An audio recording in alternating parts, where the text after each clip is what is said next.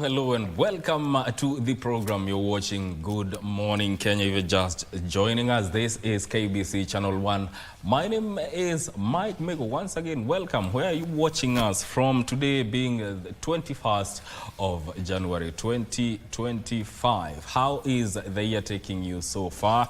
We here at Good Morning Kenya are ready to start your morning in style. Today being a Tuesday, we'll take a little bit of a different direction and talk about matters to do with Chinese culture. You know, the Chinese are celebrating their new year starting this January, but it's different from what we are used to. We're used to, quote unquote, jumping the year on the 1st of January, but for the Chinese, it is a little bit different. So what is it all about a Chinese year, and what importance is placed on its custom, and how has it influenced other cultures, especially in East Asia and the rest of the world? This is the premise of the conversation that I will be having later on in the program with Mr. Li Peichun, who is the Deputy Bureau Chief, China Media Group in Africa. So you want to tune into that live broadcast. In the meantime, Vivian is in the house. Good morning, Vivian. Good morning, Mike, and a very good morning to each and every one of you who is tuned in on the show.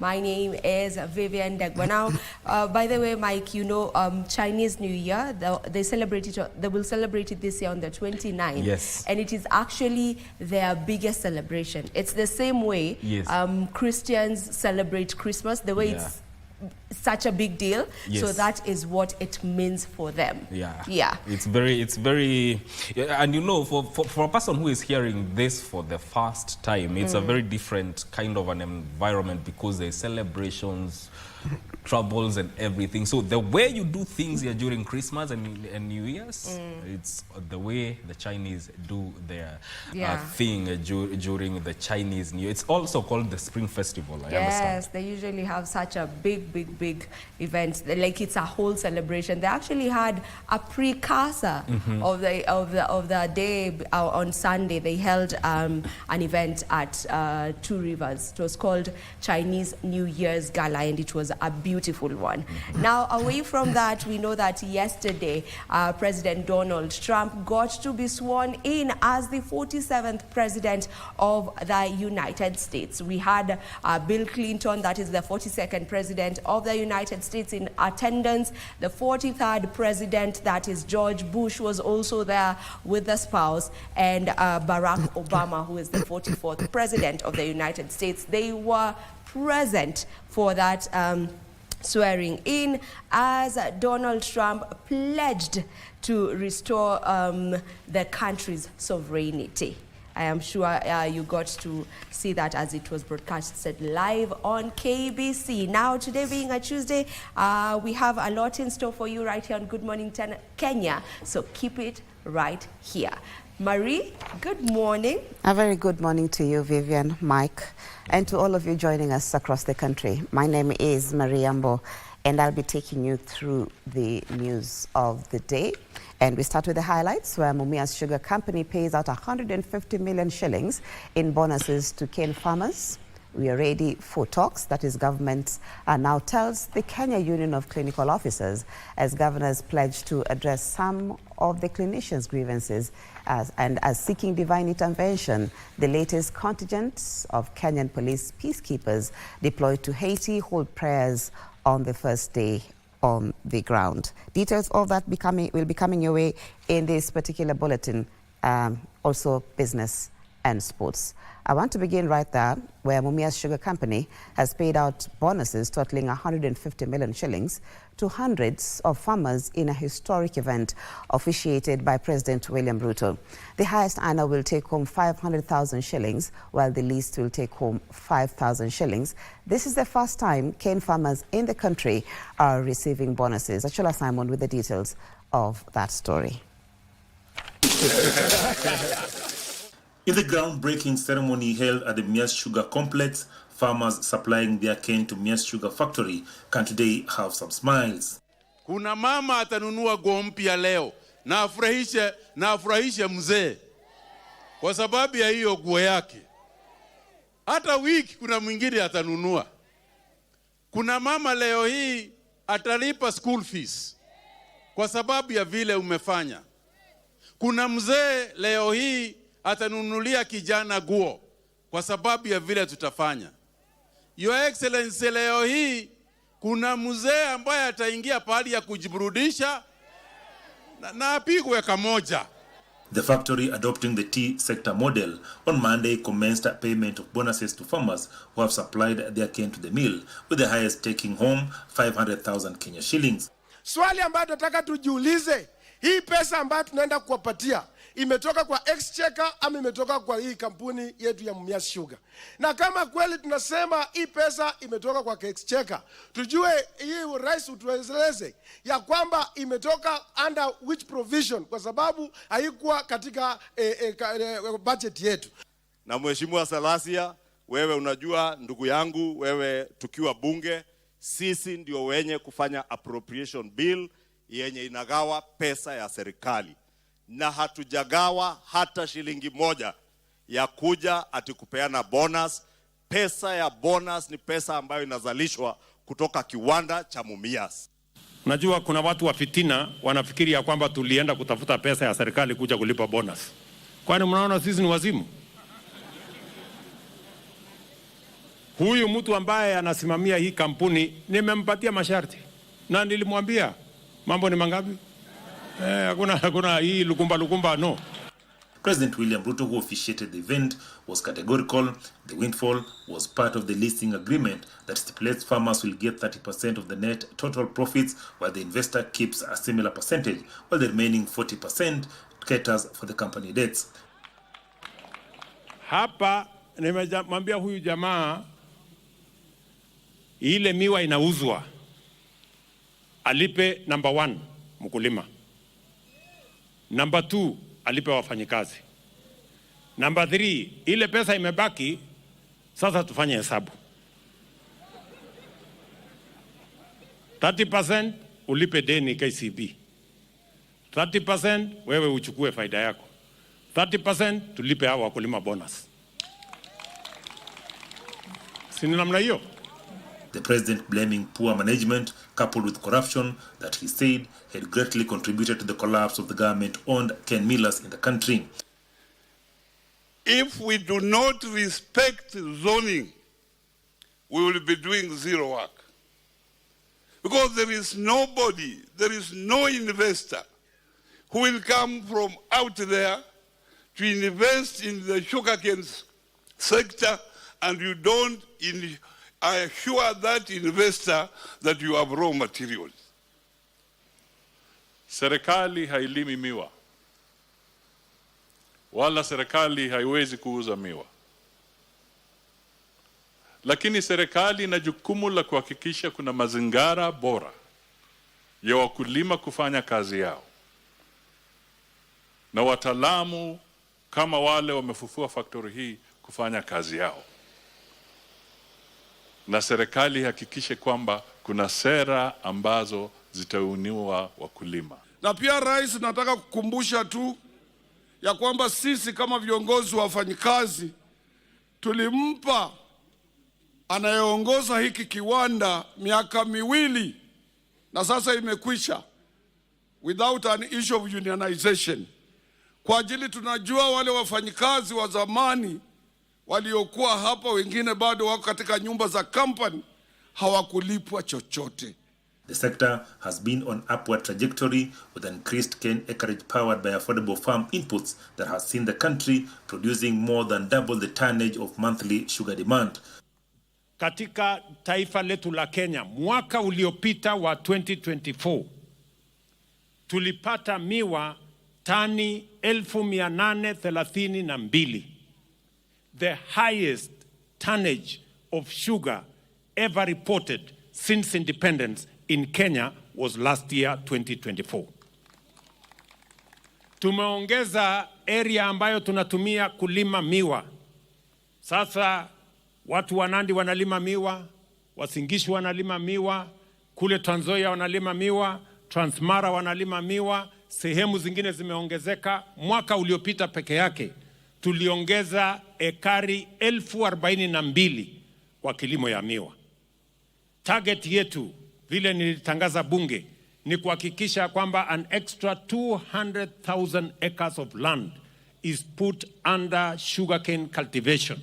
President William Ruto has also promised to ensure an extended value addition that will see the country venture into ethanol production and blending for fuel consumption at the domestic level. The government says it's ready to hold talks with the Kenya Union of Clinical Officers to ensure uninterrupted service delivery. This comes as the Council of Governors pledged to address some of the grievances of the clinicians, among them the accreditation of registered facilities to the Social Health Authority. Meanwhile, nurses in Lamu County staged a protest calling on the county government to address their issues, among them delayed salaries. Solidarity forever. On Monday midnight, clinical officers across the country downed their tools, escalating their push for better working conditions. Forever for the union. Addressing the media in Nairobi, the Kenya Union of Clinical Officers officials called on the Ministry of Health to empanel registered facilities to the Social Health Authority and allow pre-authorization services of practitioners. The union also demanded the negotiation of their 2017 collective bargaining agreement. We cannot be able to pre-authorize. We cannot be able to see patients through the Social Health Authority. And so we are going to remain on strike until that day that we will be able to see our clinical officers pre-authorized and our facilities empaneled. And we also see goodwill in the implementation of the return to work agreement. Why should we negotiate a CBA for close to 7 years? And yet a CBA has a life cycle of just 4 years. So meaning, we are completing 2 cycles without a CBA. In a meeting which brought together the Ministry of Health, SHA authorities and digital health agencies, the Council of Governors ordered the pre-authorization of practitioners and empanelment of facilities registered by the Clinicians Council to the Social Health Authority. Ministry of Health and the Social Health Authority will implement the resolutions of the consultative meeting. We are very committed to honoring the CBA with the clinical officers, and I don't think jeopardizing the health of fellow Kenyans is good, because we have, trod this path before. We have been there. This comes as nurses in Lamu County stage a protest lamenting over delayed salaries, threats from county leaders, discrimination in promotions and career progression. Watu wanalipwa tarehe 22, tarehe 30, tarehe 1-2. Sisi tunakaa mpaka tarehe 25 mwezi mwingine unapoingia. Hii haikubaliki. Hatungependa kuwa kwa mgomo, lakini waangalie mambo yetu kiusawa. Waangalie mambo kisheria. Speaking outside the County Public Service Board offices, the nurses complained of being ignored by the county government and called upon Lamu Governor Issa Timami to intervene and address their issues. Kasichana Masha reporting there. Now let's cross over to the U.S., where U.S. President Donald Trump has promised a new golden age after being sworn in as the 47th U.S. president. Trump also hit out at the Biden administration and its handling of the migrant crisis, saying the country has a crisis of trust in its government. Donald Trump, who overcame impeachments, criminal indictments, and a pair of assassination attempts to win another term in the White House, will be sworn in as the 47th President of the United States, alongside his Vice President-elect James David Vance. The theme of President-elect Donald Trump's inaugural address will be restoring confidence in America. And together, we will make America powerful again. We will make America wealthy again. We will make America healthy again. On Sunday, during his Inauguration Eve event, Trump pledged to end 4 long years of American decline and promised a brand new day of American strength and prosperity by cracking down on undocumented immigration, promoting oil drilling, reining in the federal workforce and eradicating diversity programs. Monday's inauguration events begin with a service at St. John's Church, a short walk from the White House. Supporters are already queuing outside the Capital One Arena, where the ceremony will be held after freezing weather conditions forced the events indoors. And back at home, Chief Justice Martha Koome has challenged constitutional commissions to have Kenyans' aspirations in mind in the exercise of their mandates. Koome says the Public Service Commission and the Salaries and Remuneration Commission are two indispensable pillars of Kenya's governance and must be seen to champion the people's interest. Koome was speaking when she oversaw the swearing-in of new commissioners to the two institutions. Sami Chepkwony and Mary Kimoni have formally taken office as chairperson of the Salaries and Remuneration Commission and the vice chairperson of the Public Service Commission, respectively. At an event presided over by Chief Justice Martha Koome, the two commissioners and their teams were challenged to be guided by the law in the fulfillment of their mandate. Our constitution envisages a public sector that is not only efficient and motivated, but also one that operates with the highest levels of integrity, professionalism, and adherence to the constitutional values and principles. These positions are positions of a high calling and of immense trust, and these positions carry the responsibility of steering the future of our public service. In discharging that mandate, we intend to be very consultative and very inclusive. The Salaries and Remuneration Commission was urged to balance the expectations of public officers for equitable remuneration. Similarly, the Public Service Commission must lead in creating a public service that is competent, inclusive, and efficient while fostering a culture of innovation and responsiveness to the needs of all Kenyans. The State Department of Public Service, in its capacity, pledged to work closely with the commissioners in serving Kenyans without allowing the politics of the day to affect service delivery. We are not in competition with the commissions.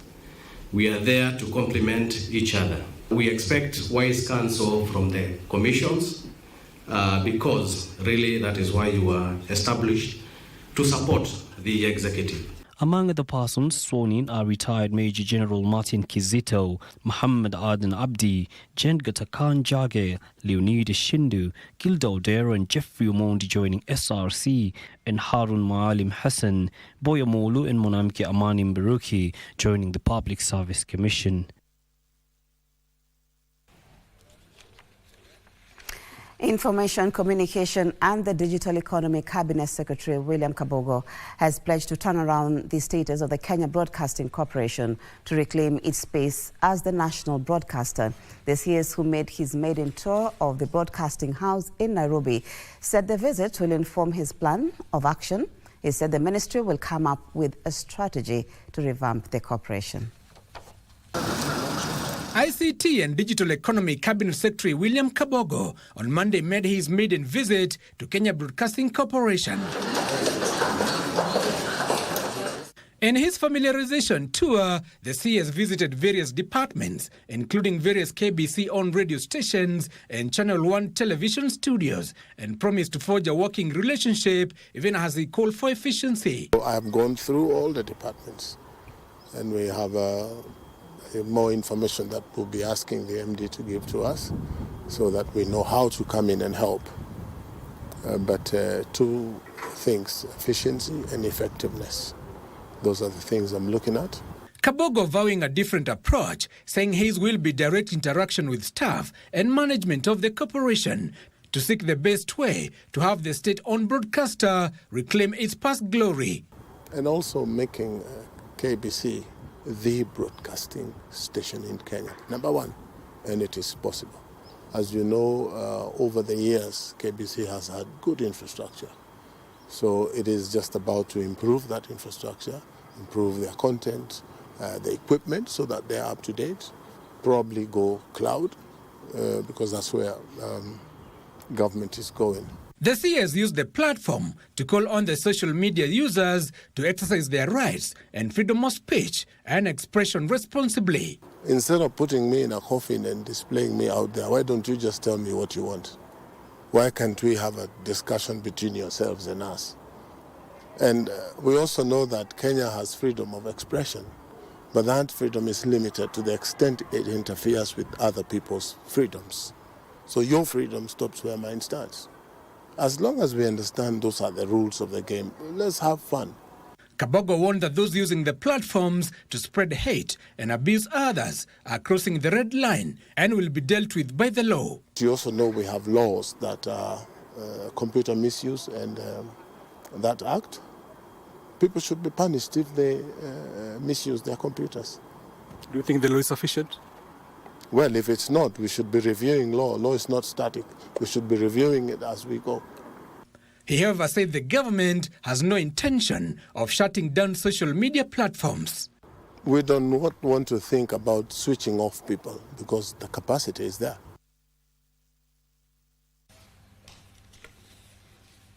Thank you, Giverson Minor, for that report. We go to Haiti, where the latest contingent of Kenyan police to Haiti held a prayer session on the first day of their mission, vowing to uphold professionalism. The team of 217 joined those from Jamaica, Guatemala, El Salvador, and the Bahamas and Belize for an interdenominational service. An interdenominational prayer service to welcome the latest Kenyan police contingent deployed to Haiti. Their mission ahead is urgent and filled with immense responsibility. Restoration of peace and security to a country in the grips of political instability and rising violence. We value God in our mission. By the time we left Kenya, we had the fear of unknown. But through prayers, we are able to be where we are today. Wakati tulipokuwa tunakuja hapa Haiti, watu wengi walikuwa na tashwishi sana. Wakijiuliza kwamba je, askari wa Kenya wataweza hii kazi? The contingent of 217 security officers is part of a larger international peacekeeping effort. For the officers, the mission is also more than just a job. It is a calling to help those in need, and the church service provides an essential moment of reflection. We've been able to conquer where we have been able to conquer because the Lord has always been our lead and our guide. And what we can assure the people of Kenya is we are coming back alive. As they buckle up for their mission ahead, the prayers are a reminder of strength, unity, and above all, peace. In the house of the Lord. Over to business, where 1.3 million livestock have been successfully vaccinated in the first phase of the national vaccination campaign against foot and mouth disease. Livestock Principal Secretary Jonathan Mweke says the vaccines used in the campaign were locally manufactured by the Kenya Veterinary Vaccines Production Institute and are available free of charge to farmers across the country. Foot and mouth disease has been a persistent challenge for Kenyan farmers. The ongoing national livestock vaccination campaign is seeking to safeguard the health of livestock and ensure that Kenya's agricultural sector remains resilient. 4 counties have benefited from the first phase of the campaign, according to the Livestock Principal Secretary Jonathan Mweke. Vaccine ziko zimetengenezwa kevevapi. Kwa hii launch tunaanza na vaccine karibu 1.3 million, so 1.3 million vaccines that are already ready. Hii vaccination sio event, sio unaenda leo una vaccinate ngombe zote 22 million. It is a process and we will be doing this process annually for about 3 years ndio tuhakikishe tumepata ile herd immunity ambao tunataka. Mweke says farmers can access the free vaccines through local veterinary officers and designated vaccination centers across the country. Counties are ready. We've been speaking with them for the last 6 months. Tumeshafanya pilot counties 3. Kitui, 700,000 vaccines. Wajir, 800,000 vaccines. Embu, 300,000 vaccines. And Tharaka Nithi, 400,000 vaccines. So we've already done 4 pilots in the counties. Na tumeona that the counties are capable of running this vaccination exercise. The 3-year campaign targets 22 million livestock to combat transboundary diseases. Tunataka tuchanje mpaka tupate ile herd immunity ya asilimia 80, 80%. And obsolete technology, pending bills, and unpredictable tax regime are some of the key issues affecting the viability of companies in Kenya. Investments, Trade and Industry Cabinet Secretary Lee Kinyanjui says he will work closely with the private sector to integrate artificial intelligence and other digital technologies to enhance productivity. Some companies, including Base Titanium, G4S, Tile and Carpet Center and Mobius Motors in 2024 announced that they were shutting down or relocating, citing high operational costs, challenging economic conditions and reduced demand for products. I told you that even when you hear one company has, gone through some challenges, you have 5, that are coming in. So I think going forward, there will be need to have data on those that have had maybe a technology challenge or a capital challenge and the admission of new ones, that are investing in our country. To forestall similar cases, Investment, Trade and Industry Cabinet Secretary Lee Kinyanjui is urging businesses to embrace emerging trends, innovate and adopt new technologies to remain competitive. Some of the issues are to do with the advancement of technology. For some of them, they have not been able to catch up. But majorly also there were issues to do with multiple levies, by different government agencies. Growing technology, AI, and all these other issues, the industries are changing very fast. And therefore, it is important that we also help them to adapt and to ensure that they survive through and also continue to offer jobs and create wealth for our country. Kinyanjui assured stakeholders that key challenges such as unpredictable tax regime and high energy costs will be addressed through a collaboration with Parliament and the National Treasury. That, you want to know for the next 5 years what sort of tax regime you're going to have, because industries also have financial obligations with banks, and therefore when it keeps changing every now and then, it becomes a big problem.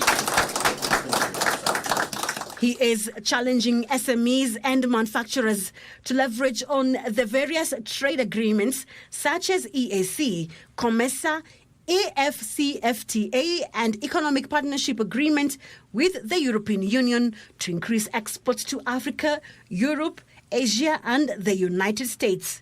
We are only able to utilize a small percentage of the provisions under these agreements. And therefore, just to note that there's a big gap between government's efforts to open up these markets and the ability of us as Kenyans and the industry to supply. And large-scale tea producers in the counties of Nandi and Kericho say they have lost about 30 million shillings since August 2024 due to illegal plucking of green leaf from their tea farms. Kenya Tea Growers Association chairperson, that is Silas Njibokale, is concerned about increasing cases of invasion of tea farms owned by large-scale tea factories, citing Sitoi Estate in Nandi County and the Sambret Estate in Kericho County. Kenya Tea Growers Association chairperson says the invaders have been stealing the green leaf from about 200 acres. He says the stolen green leaf is costing the affected tea factories in lost revenue. Initially, they were on one corner of the estate, covering a small area, but they seem now to be getting emboldened and covering more and more area, about 200 hectares.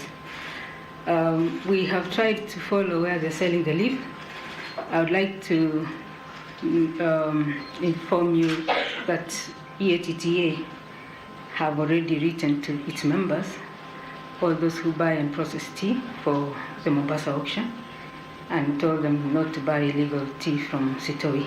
He is urging the government to urgently ramp up efforts in apprehending the criminals behind the illegal invasion of prime parcels of land, including the Sitoi airstrip, theft and damage to investments. If the invasion, theft and damage to private investments by organized crime syndicates is allowed to continue, the potential ramifications for local security, the rule of law and investment are dire. If not stopped forthwith, this illegal activity will be an affront to the rule of law and the integrity of the courts.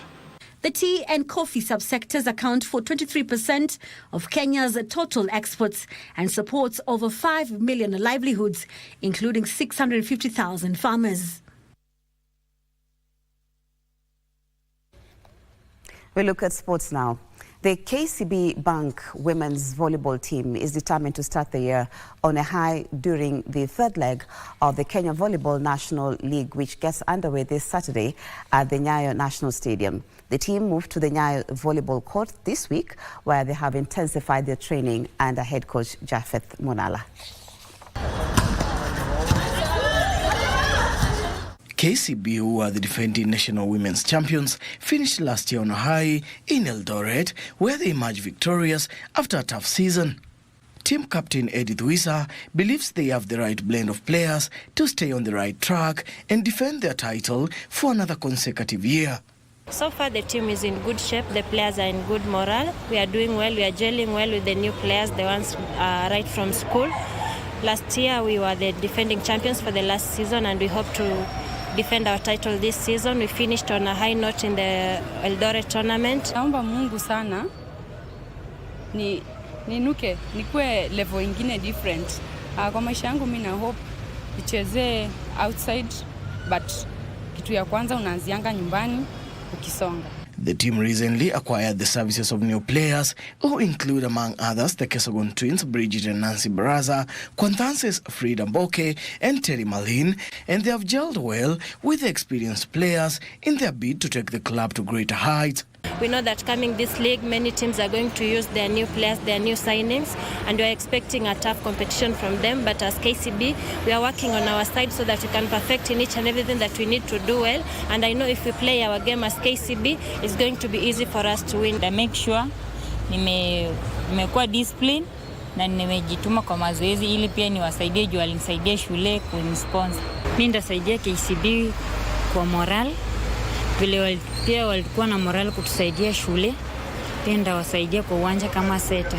KCB will spike the third leg on Saturday against Prisons Nairobi at the Nyayo National Stadium after Kenya Pipeline's match against Kenya Army. They will face KDF on Sunday after the All Prisons affair between Prisons Nairobi and Prisons Kenya.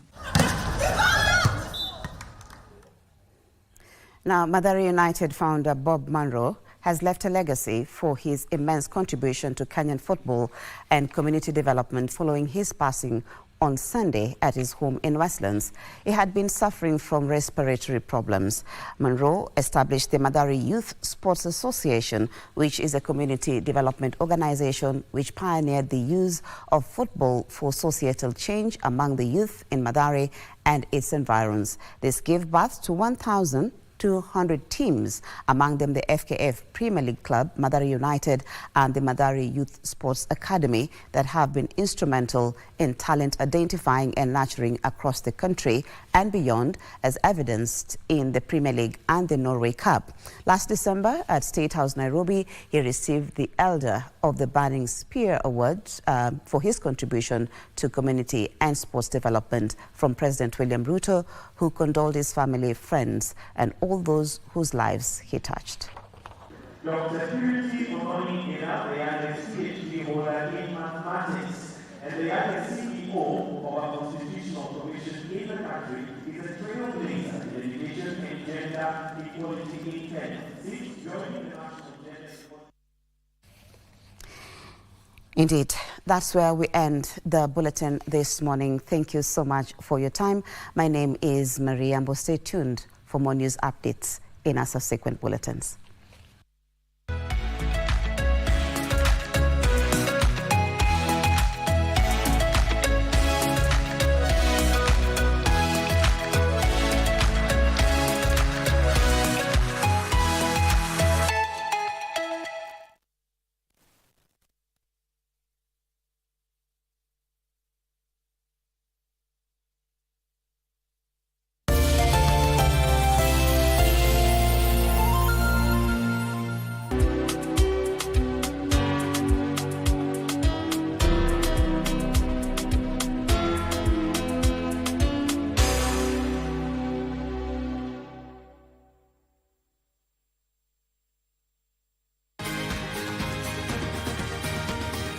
Wellness is important in our daily lives, so that instead of just surviving, we should be thriving. Ways to prevent a stroke or heart attack is for you to know what conditions you have by regular checkup. People don't know they have hypertension. People they don't know they have diabetes. I was pre-diabetic.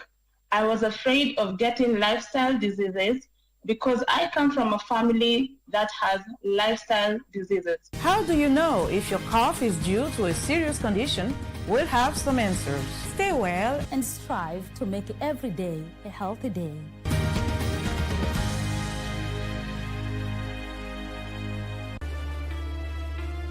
Nini hapa? Nimekuja baba. Kufanya nini? Mbona una raha? Ile siku nilikusemesha ukakata kunijibu. Kwa taarifa yako, mimi ni mke wa kiongozi. Sasa wewe ndo mzao. Mwajua na nyinyi wenyewe, mtu wa kando ni mimi tu. Sudi atakwambia. Sina haja nikwambie ni nini. Mimi siko. Ukija hapa, njoo kwa sababu mtu ni watu. Mengineo sahau.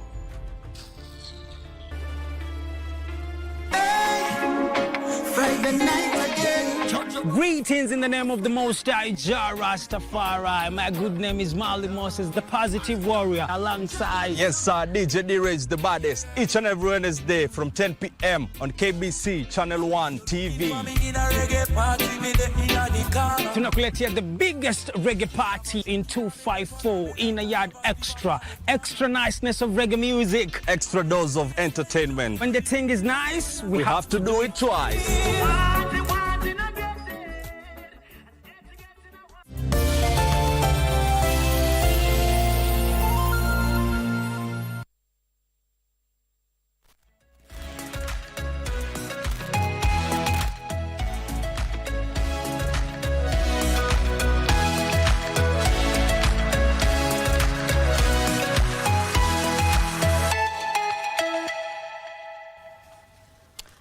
Welcome back. This is Good Morning Kenya. As always, it is a pleasure to start off, to have you start off your day with us. Now, how about we take a look at what is making headlines in the newspapers this morning. I have the Daily Nation newspaper. Mike has the Standard and the Star, and I will begin with what is on the Daily Nation, or what has been highlighted in the Daily Nation. And on the first page of the Daily Nation, we have Uhuru versus Ruto, Season 2. As they put it. So Gen Z tiff, the recent rapprochement between President William Ruto and his predecessor Uhuru Kenyatta has taken a new twist after a public exchange of words cast doubts on their supposed truce, even as the former head of a party ruled out rumors of a political deal. That is the Daily Nation. Another story highlighted on the first page of the Daily Nation, we have Odinga family partners in 120 billion shillings housing project. The project on a 285-acre parcel owned by the Jaramogi Oginga Odinga family will consist of 1,400 houses, commercial premises and social amenities such as schools and hospitals. Also on the first page, we have funding for DP office up 164% after Kindiki moved in. We also have Fare Thee Well, Bob Munro, bell tolls for towering figure who made Kenyan football the richer. Now, the founder of Mathare United and Mathare Youth Sports Association, famously known as MySA, died on Sunday at his Westlands home in Nairobi at the age of 24.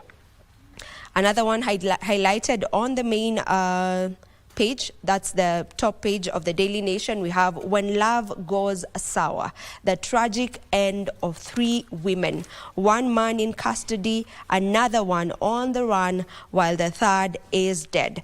after taking his own life. The aftermath of 3 murders, all the consequence of love gone sour, leaving the families of 3 women grieving and homicide detectives trying to build a case against the prime suspects. Investigations into the 3 murders continue as a 34-member task force established by President William Ruto and led by former Deputy Chief Justice Nancy Baraza starts its job of fighting against gender-based violence, including a femicide. Then we also have a picture of the new president, that is the 47th president of the United States, taking his oath, and right next to him is his wife, Melania Trump.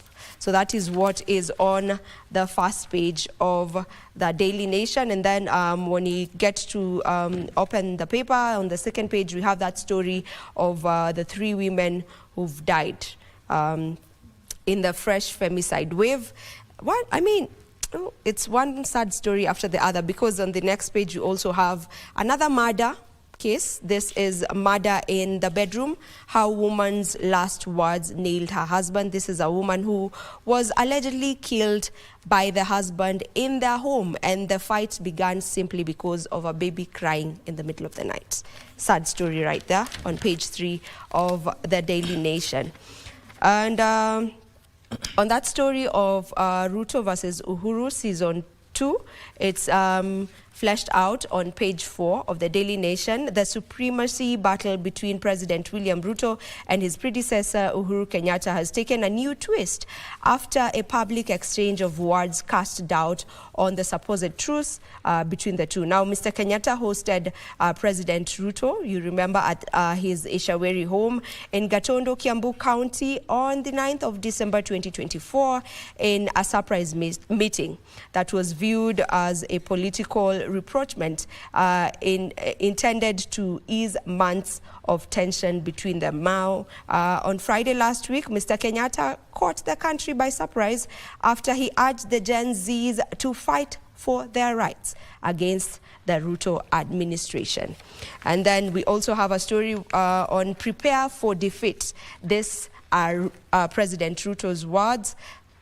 President William Ruto has told his critics to prepare for a resounding defeat in the 2027 elections. He explained that one of the reasons why he formed the broad-based government was to build consensus and widen his political scope to enable him get re-elected. You can read that story on page 5 of the Daily Nation. Now, before I hand it over to Mike, there is a story here that is on new bill targets lords in courts of beggars with disabilities. Now, individuals who cause, procure or encourage a child or an adult with disability to engage in begging will face a 2 million fine or 2 years in jail after Parliament approved a new bill for enactment into law.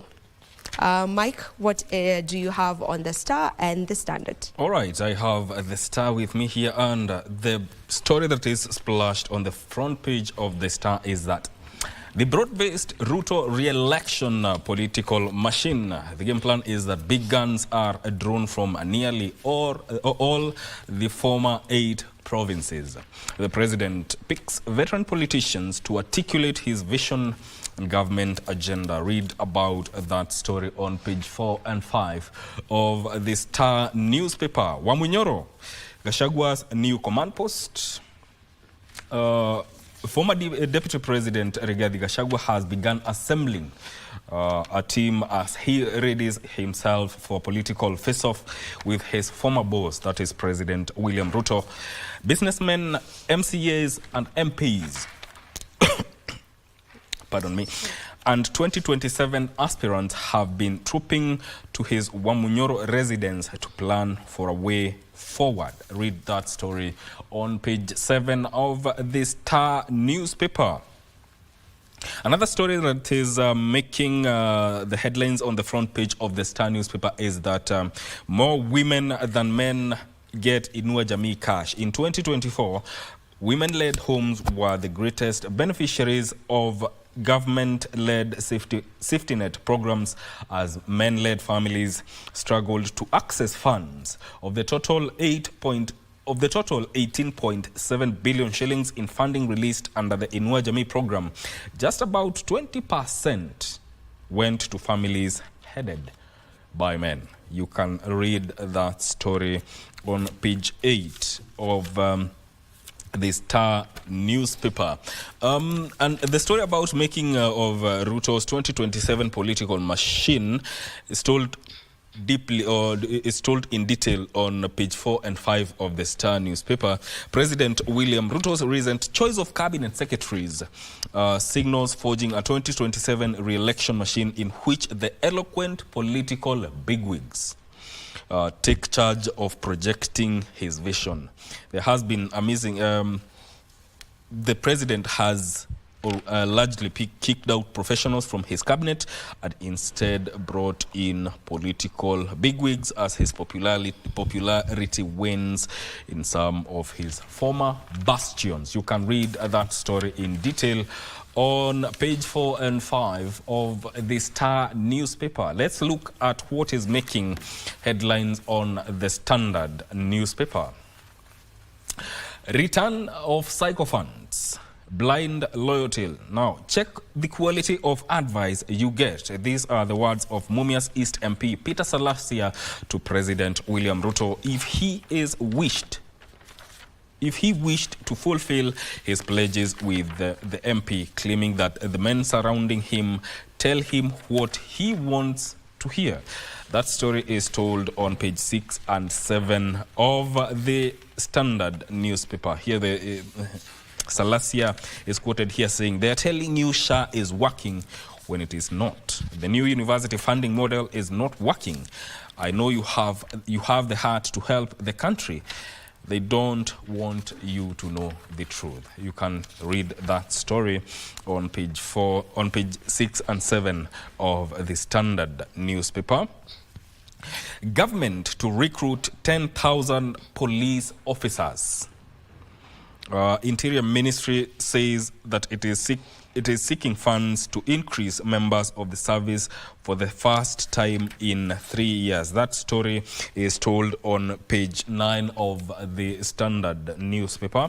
Another story that is making headline here, Donald Trump. Here it's written as change of guard. Donald Trump is sworn in as the 47th U.S. president in the U.S. Capitol Rotunda in Washington, D.C. yesterday. That is what happened yesterday. And actually we covered in detail the analysis of that inauguration on yesterday's Good Morning Kenya. You can head to YouTube and find the whole show there. Why January blues may extend deep into 2025. That story is told on page 2. And why public debt is tightening its grip on Kenyans. Excuse me. Why public debt is tightening its grip on Kenyans' strained wallets.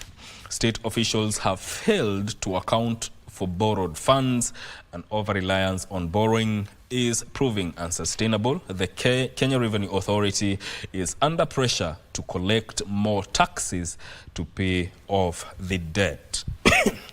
You can read that story on page 2 of the Standard newspaper. There's a story I saw somewhere here. ODM leaders mixed signals fuels confusion over 2027 election. ODM faces a pivotal choice: support for Ruto or maintain opposition stance ahead of 2027 election battle. Top party leaders have shifted from harsh critics of state to its key defenders. Here they are saying the ODM is currently at a crossroads, with its top leadership appearing to be in a dilemma over whether to support President William Ruto in the 2027 elections or field a candidate in the general election. That has fueled a lot of talk within the ODM party, so that you can read about that story on page 4 of the Standard newspaper. Vivian? All what right. have you got on your side? Okay, just maybe two more stories before we wind this segment up. We have Uhuru has no deal with Ruto, Jubilee Party says. Former President Uhuru Kenyatta's Jubilee Party has said there is no agreement between him and President William Ruto. This is despite the December 2024 shocker after the two were pictured together in Mr. Kenyatta's Ishaweri home. Jubilee Secretary General, that is Jeremiah Kioni, yesterday told Mr. Kenyatta's followers to continue being loyal and not to be bothered by rumors of their party leader joining the government. There's also a story here. DP's office funding up 164% after Kindiki's appointment. Treasury disbursements to the office of the Deputy President have nearly tripled since the ouster of the previous occupant, Rigathi Gachagua. The latest data on Exchequer releases shows that the data shows that since Mr. Gachagua was removed from office in October, Exchequer releases the DP's office has gone up by 164%. And that is where we close our In the Headlines for today. But right about now, I want us to watch a feature on Chinese New Year's. And then immediately after, Mike will be coming back with an interview on that. Definitely.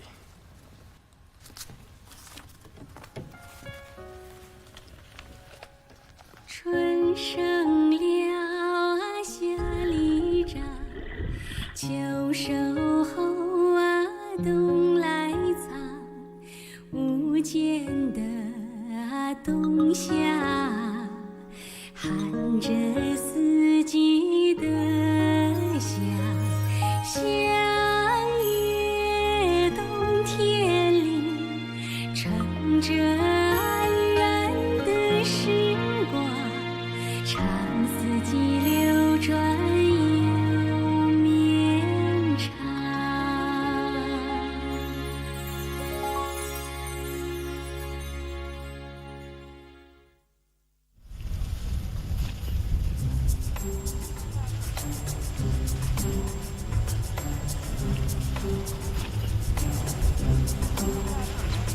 In December, the rivers and lakes in northeast China have frozen over.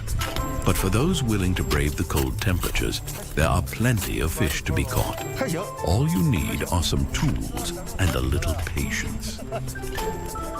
这是昨天晚上我们7点多钟下的挂吧，这不准备今天年夜饭吗？今天7点挂点鱼，做这个前夜。这个是180米的网，能挂290斤鱼吧。来了，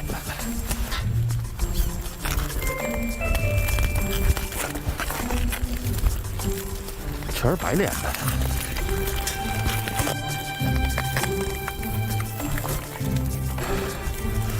这个里子是我的了。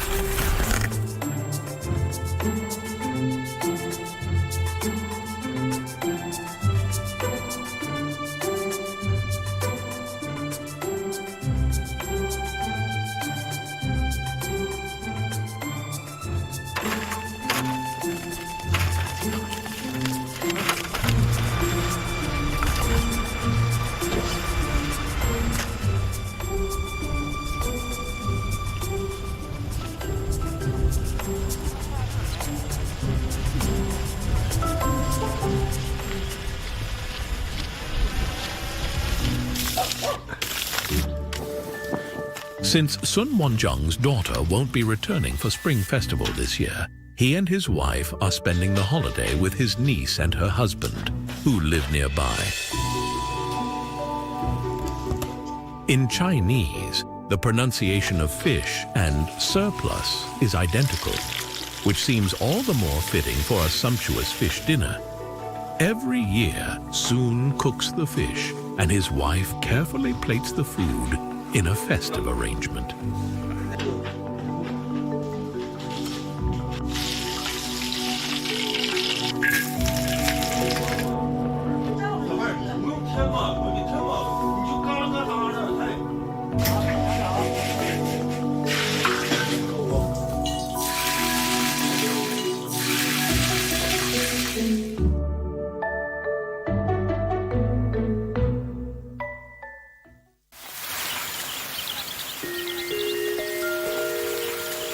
The Spring Festival Eve dinner is the most important meal of the holiday and usually showcases the traditional tastes of one's hometown.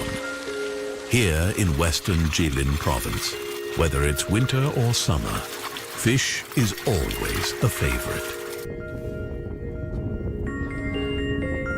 As dawn breaks on the Jinlai fishing grounds, Soon and his fellow fishermen are hauling in the last of their nets. 咱们现在主要就是以网包为主，为了让它存活，它那个空间大。咱们这个网箱是4米乘4米的，到这个网箱的时候吧，必须得是2个船，用这个2个船夹着走，底下放个滚杠，这个滚杠呢就把这个网箱里的鱼都撵到这个护鱼里头。 然后就是把这个护衣打开，用这个超烙子往出捞，放到船里，咱这个鱼都是活的。今天特别厉害，今天来了。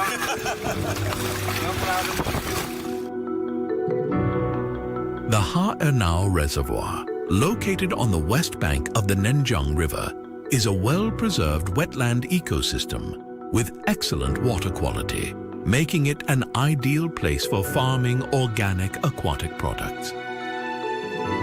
咱们汉岛捕捞队总共是18趟网包，咱们网包每天的生产量的话，一趟网包基本上是1500斤左右吧。整个明水期得60万斤以上。渔场的鱼种来源呢，春天放的是夏花，然后把它养成秋片，4寸到5寸，完了放到我们水库里。 养到2年到3年左右，长到4斤左右以上，我们才往上捕。这个花白鲢嘛，现在太小，不能上市。明年回归之后才能上市。主要就是淡水鱼。 Was definitely that was a prelude of what we are going to talk about today, and that is about concerning the Chinese New Year, which is celebrated every year by Chinese and the Chinese people around the world. This is a custom or a culture that has spilled all over the world, and we are going to have a very informative session right about now, because in studio I'm joined by Mr. Li Peichuan. I said the name correctly? Very correctly. Who is the Deputy Bureau Chief, China Media Group, Africa. Welcome to Good Morning Kenya. Asante sana. Good morning Kenya. Good morning mabibi na makaka. Nimefurahia kushiriki kwenye this TV show. Yes. Good morning Kenya. Before we even continue, how do you say good morning? Good morning Kenya in Chinese? 早上好. Okay, 早上好. Hao means Wega, Salama, 早上 morning. 早上 morning, okay. 早上好. I think I need to take Chinese classes for... But welcome, and the first question I would, or anyone who is watching this for the first time, is why does the Chinese New Year start on a different date? Yeah, that's a very good question. Because Chinese people, we follow our own so-called lunar calendar. It's about 1 month late from the Gregorian calendar. Say, if it's January 1st, it's still December 10th. There's always a gap between the two calendars. So our new year for 2025 falls on the 29th of January. It's not always the 25th of January, 29th of January. This year it is, and next year probably it falls on the day in early February or in the middle of February. So it's somewhere between the middle of January and February, the middle of February. So that's why we have a different date for our new year. And we call it Spring Festival. Yeah. Spring is the start or the advent of a new year in China. It's very cold in winter. After winter, it gets warmer and warmer. So in the Wakatiwa spring, people begin to plow the field, begin to sow seeds. So it's the start of the new year. it's a start of farm work as well. You know, Gregorian calendar is the unified timeline that is used in most parts of the world. The question here is, does people in China or the Chinese around the world celebrate the new year that other people celebrate? Yes, we do. Yeah, we celebrate both New Years. So following the wave of saying Happy New Year, before and on January 1st, it's time for us to say 过年好. 过年好 means Happy New Year in Chinese. So it's another wave of saying New Year greetings now. Yes. Yeah, we do celebrate both, but you know, the Spring Festival has a history of about 4 millennia. It's deeply rooted in the Chinese culture. It's part of our life already, so we do give more significance. It's celebrated more warmly and passionately by the Chinese. I'm talking about the traditional Chinese New Year. So we celebrate it in a more serious way than the Gregorian calendar. I mean, so if we do a lot of things.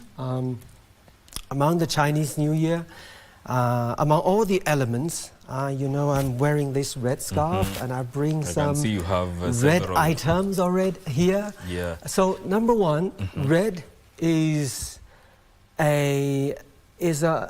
auspicious color. It was seen by ancient Chinese since ancient times.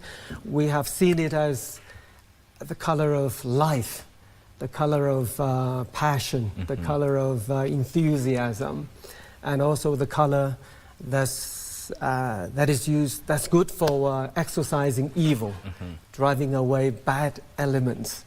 So if you go to a Chinese shop here in Nairobi, you can see decorations, items, mostly all of them, probably all of them are in red.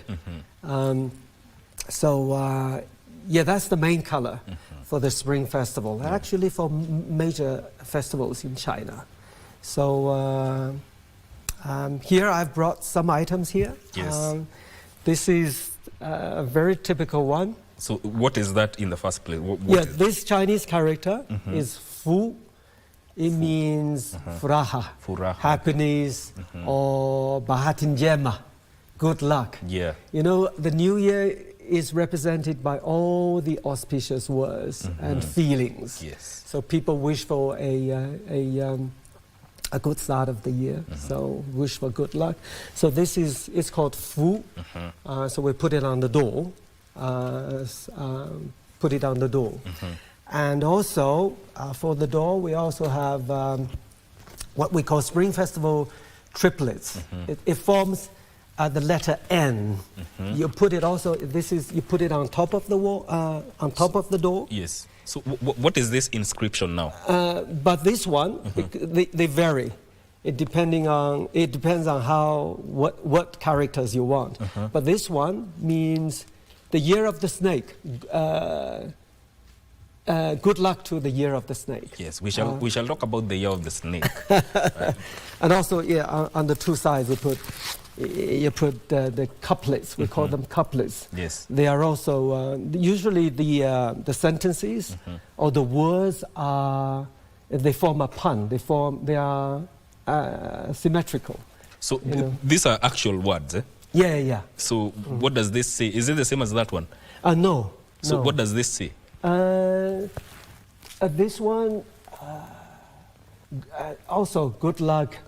You know, we wish the good luck come to our home, and also the golden snake wishes you a good year, something like that. Wow! All auspicious words, but you can find different wording, but basically they express the good wishes of the people.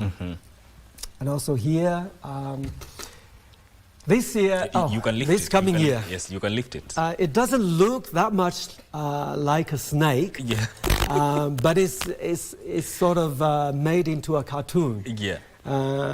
Because the year 2025 in our calendar is the year of the snake. Yes. So So we have a zodiac.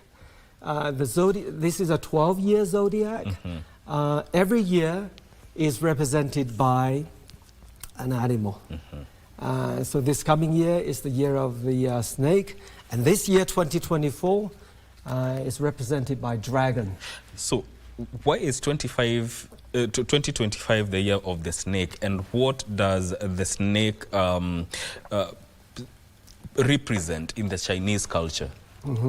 Yeah, among other things, longevity and also perseverance, and also strength. A lot of personalities are given, and also depending on the characters of the animal itself, the animals themselves. We also, the other animals include the cow, or the ox, or the rabbit, the horse, and only one of them, the dragon, is a mythical creature. All the others are real animals that you can see in our daily life. So, during this time, what customs are associated with the Chinese New Year now? Yes. Okay. Also, it's also the value of the Spring Festival. And I think that the first and foremost one is family reunion. This is a time when people, if they work outside of their hometown, they fly back, they rush back to their hometown for family reunions. I think it's very similar to what Kenyans do before and during the Christmas season. So in China there is that travel spree, and the transport system is very busy. It's very busy. And actually we have a Spring Festival travel spree. It lasts from 2 weeks before the Spring Festival and ends 2 weeks after. So more than 2 weeks.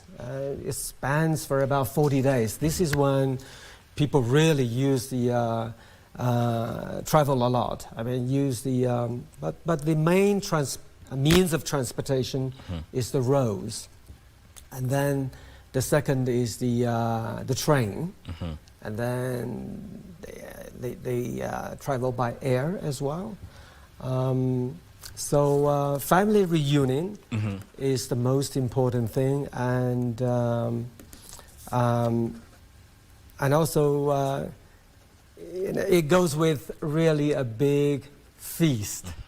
On the family reunion, I mean the feast on the eve of the New Year. Yes. I just like on the eve of Christmas. That's very important for us. So everybody, the whole family is supposed to be there, to be sitting at the table with a lot of food. But among the food, I would mention the two must-haves. Yeah, please. Number one, dumplings. Dumplings, yes. Dumplings, boiled dumplings mostly. That's dough wraps with nyama na mboga pamoja. Of course, nyama has to be there. And vegetables together. So they are made in the form of ancient Chinese money, Chinese bullion. Yes. So they're boiled. But this is one of the must-haves, and the other one is fish, samaki, ngege, tilapia. Aina yoyote, any type of fish, you must at least have one, because fish, in Chinese we say yu. Fish. Yeah. Yu. Okay. Yeah. Try again. Yes. Yu. Yeah, you're almost there.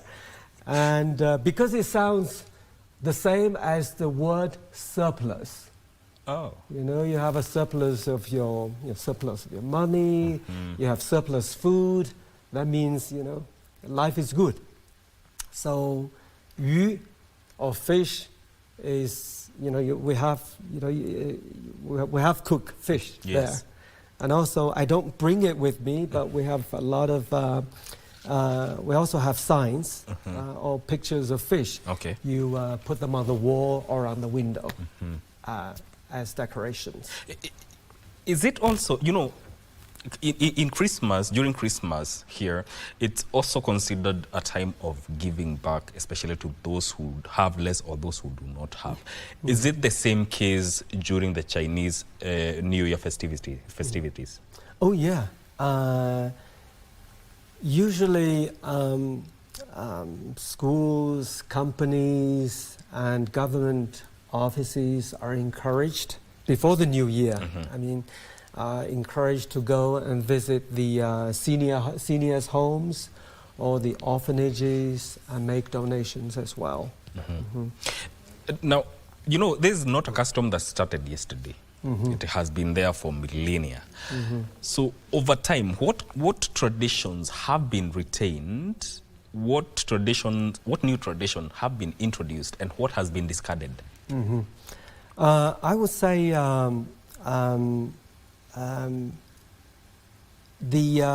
we do celebrate the New Year in pretty much the same way traditionally. We also let out fireworks. We use a lot of fireworks, firecrackers before the New Year, on the eve of the New Year, and in the course of the New Year. You know, the New Year actually the whole holiday lasts for 15 days, 2 weeks, until the middle of this January in our calendar. So it ends with the Lantern Festival. You know, that marks the end of the 2-week holiday. We do celebrate it in traditional ways, but I would here mention the Spring Festival Gala, TV Gala, that Chinese people watch for the past 42 years. So it's part of the, it's not a traditional thing, but back in 1983, my company, China Media Group, which also owns China Central Television, it launched this TV show. It's a 4-hour show, and now it's 4.5 hours. It's broadcast on the eve of the New Year, from 8 p.m. until midnight. That's when we welcome in the New Year, and it's complete with everything: singing, dancing, acrobatics, theatrical performances, everything. So it's been an important part of the celebration. You know, when people gather together and have dinner, and they watch the show as well. Yes. So it's been there for 42 years already, and it's, according to Guinness, it's the most watched show in the world. Remember, you know, this is a country of 1.4 billion people. Yes. You know, if almost everyone watch the show, watch the show. So it shouldn't come as a surprise if it's seen as the most watched entertainment show. Yeah. And it's a variety show, you know. It's complete with different forms of performances. The Chinese New Year has also been recognized by UNESCO? Yes. Yeah, this is what actually happened just a month ago. UNESCO, the United Nations Educational and Scientific Organization, on December 4th, recognized the celebration of the Chinese Spring Festival as intangible cultural heritage. So Chinese people are very proud of it, and so they give this year's celebration a lot more significance. And actually tomorrow, the Chinese Embassy and the UN office in Nairobi, in partnership with our company, China Media Group Africa, we're going to launch a ceremony at the UN office in Giriri, Gigiri, yes. Gigiri. Yes. You know, this will be a very formal celebration over there. And yeah, also we're going to hear the message to be given by the head of the office. Okay. Now, which other countries celebrate the Chinese New Year, and the way they celebrate in terms of the traditions they do they differ greatly or slightly from what the Chinese celebrations in China happen? Yeah, in addition to China, the Spring Festival is also celebrated by the Chinese communities outside of the country. For example, in Singapore and Malaysia, the two countries have a large percentage of Chinese people, probably 70 or 80%. So they celebrated the Chinese way. And also in our neighboring countries like Korea and Vietnam, because of the historical relationship and also because of the geographical locations, you know, they also celebrate the New Year, the Lunar New Year, pretty much the same way. And according to my knowledge, in Vietnam, the zodiac, they also have the 12-year cycle, but the animals chosen to represent the 12 years are a bit different. So they are not exactly the same animals or creatures. Pretty much the same, but I'm not exactly sure at the moment. They have cat, but we don't have cat.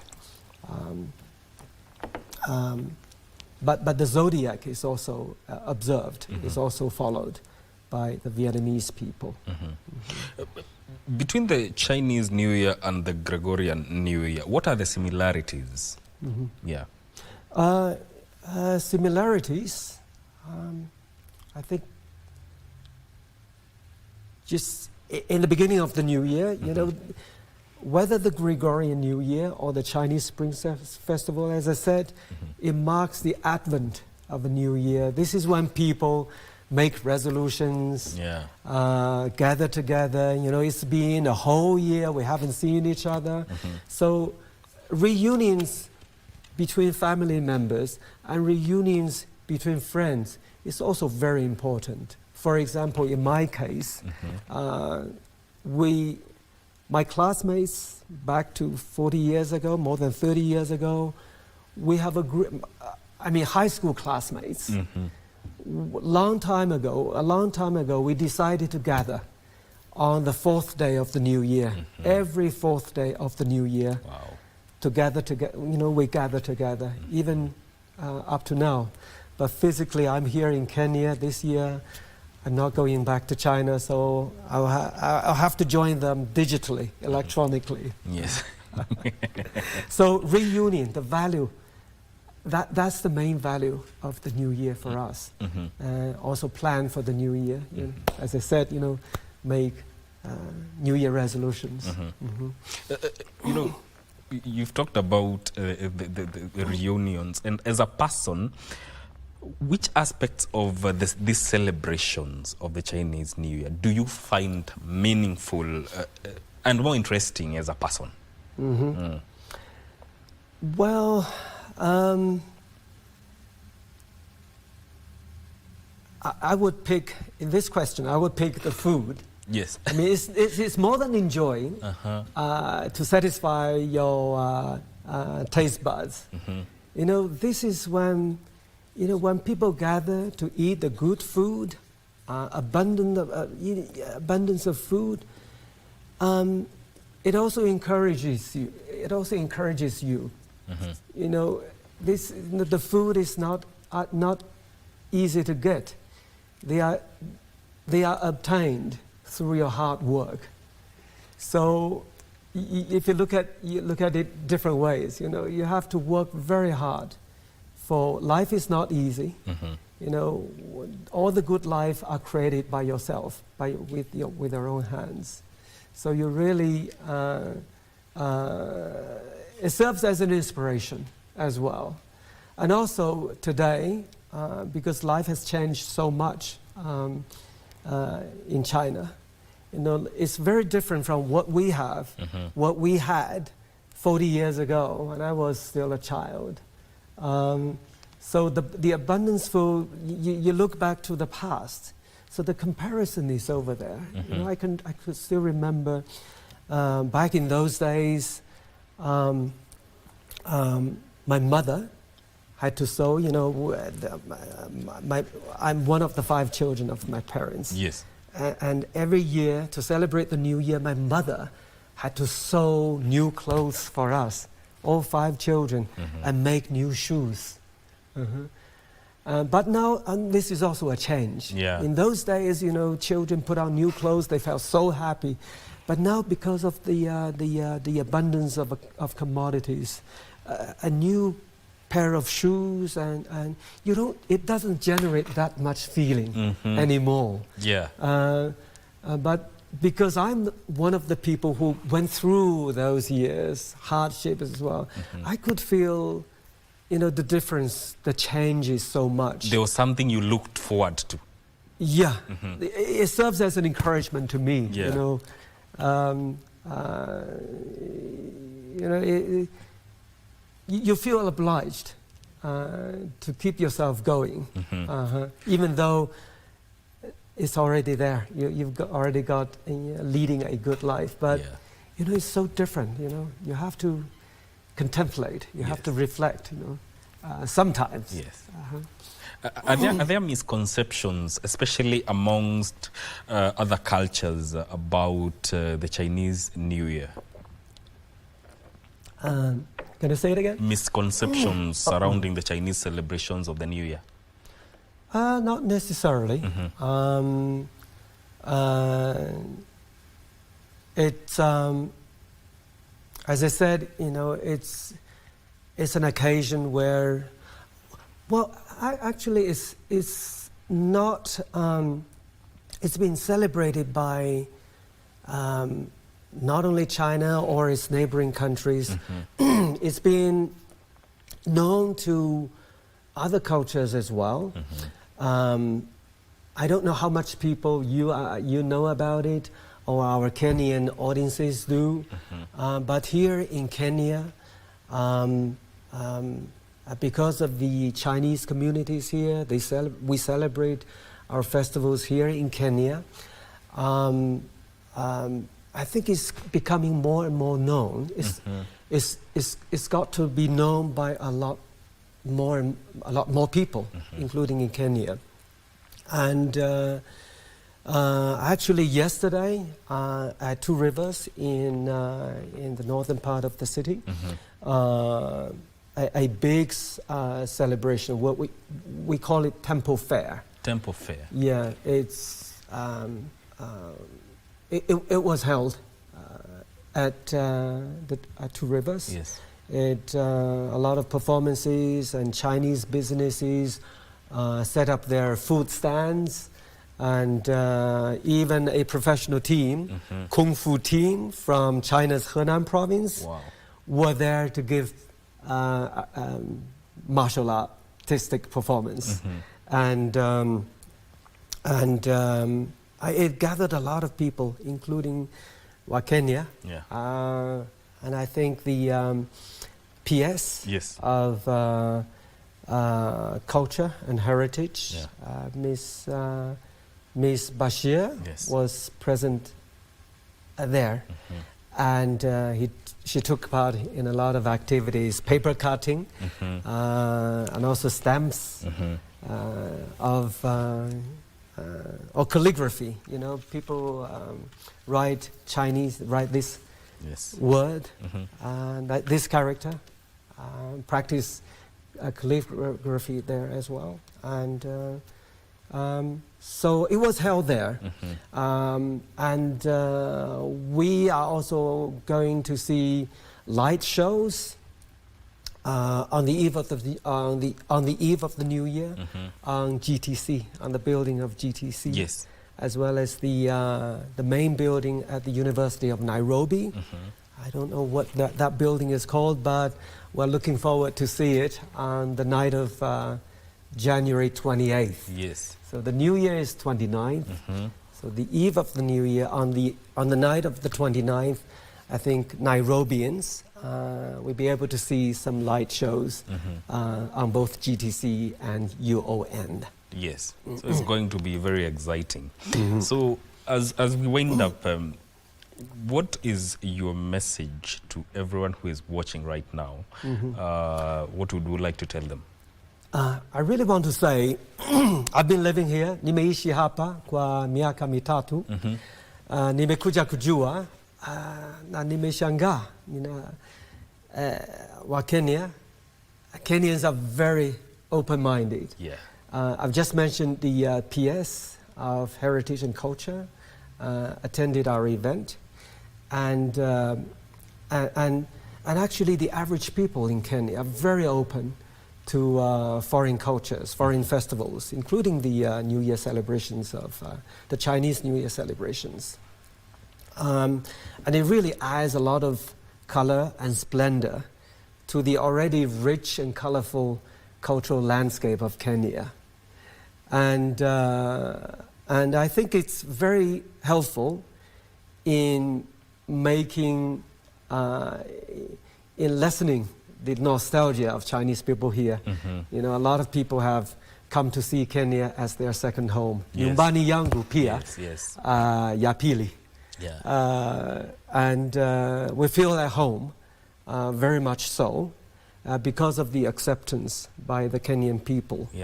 And because I live here for quite a while, and I know that Kenya has also rich culture, given its 44 tribal groups. And I think we, being a media person, I think we have the obligation. We would love to report on it, promote it as well. I would mention one thing.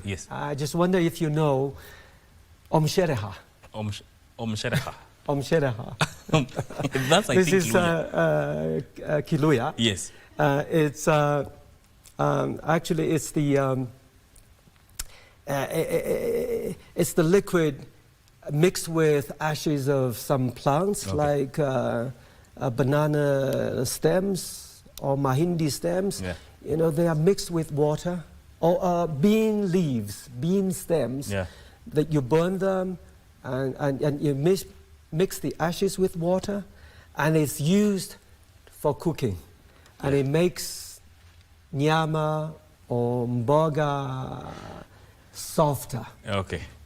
So that's called Omshereha. Thank you so much. We would love to promote cultural phenomena like this very much. I'm told we are out of time, but this was very educative, and we thank you for making time. What is that? Red envelope for you. Thank you. It's also, it's usually what's given from the elders to the young people. The most favorable. You can check what's inside. I will check after this. I'm told we are out of time. Thank you for making time. We have been talking to Mr. Li Peichuan, who is the Deputy Bureau Chief, China Media Group, about Chinese New Year. This is where we end this conversation. Thank you for tuning in. My name is Mike Migwe. Stay with us.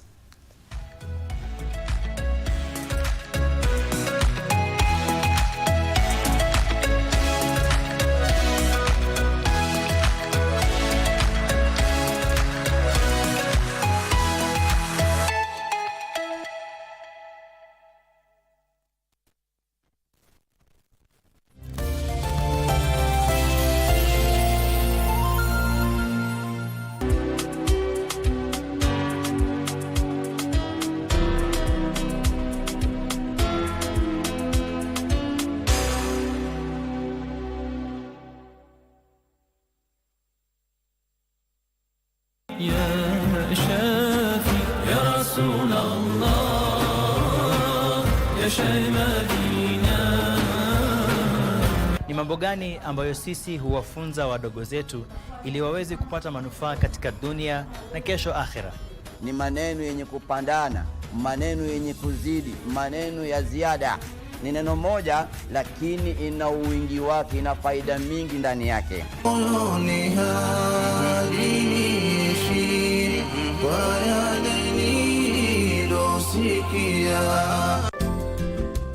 But don't be afraid. All these characters are yours, including me.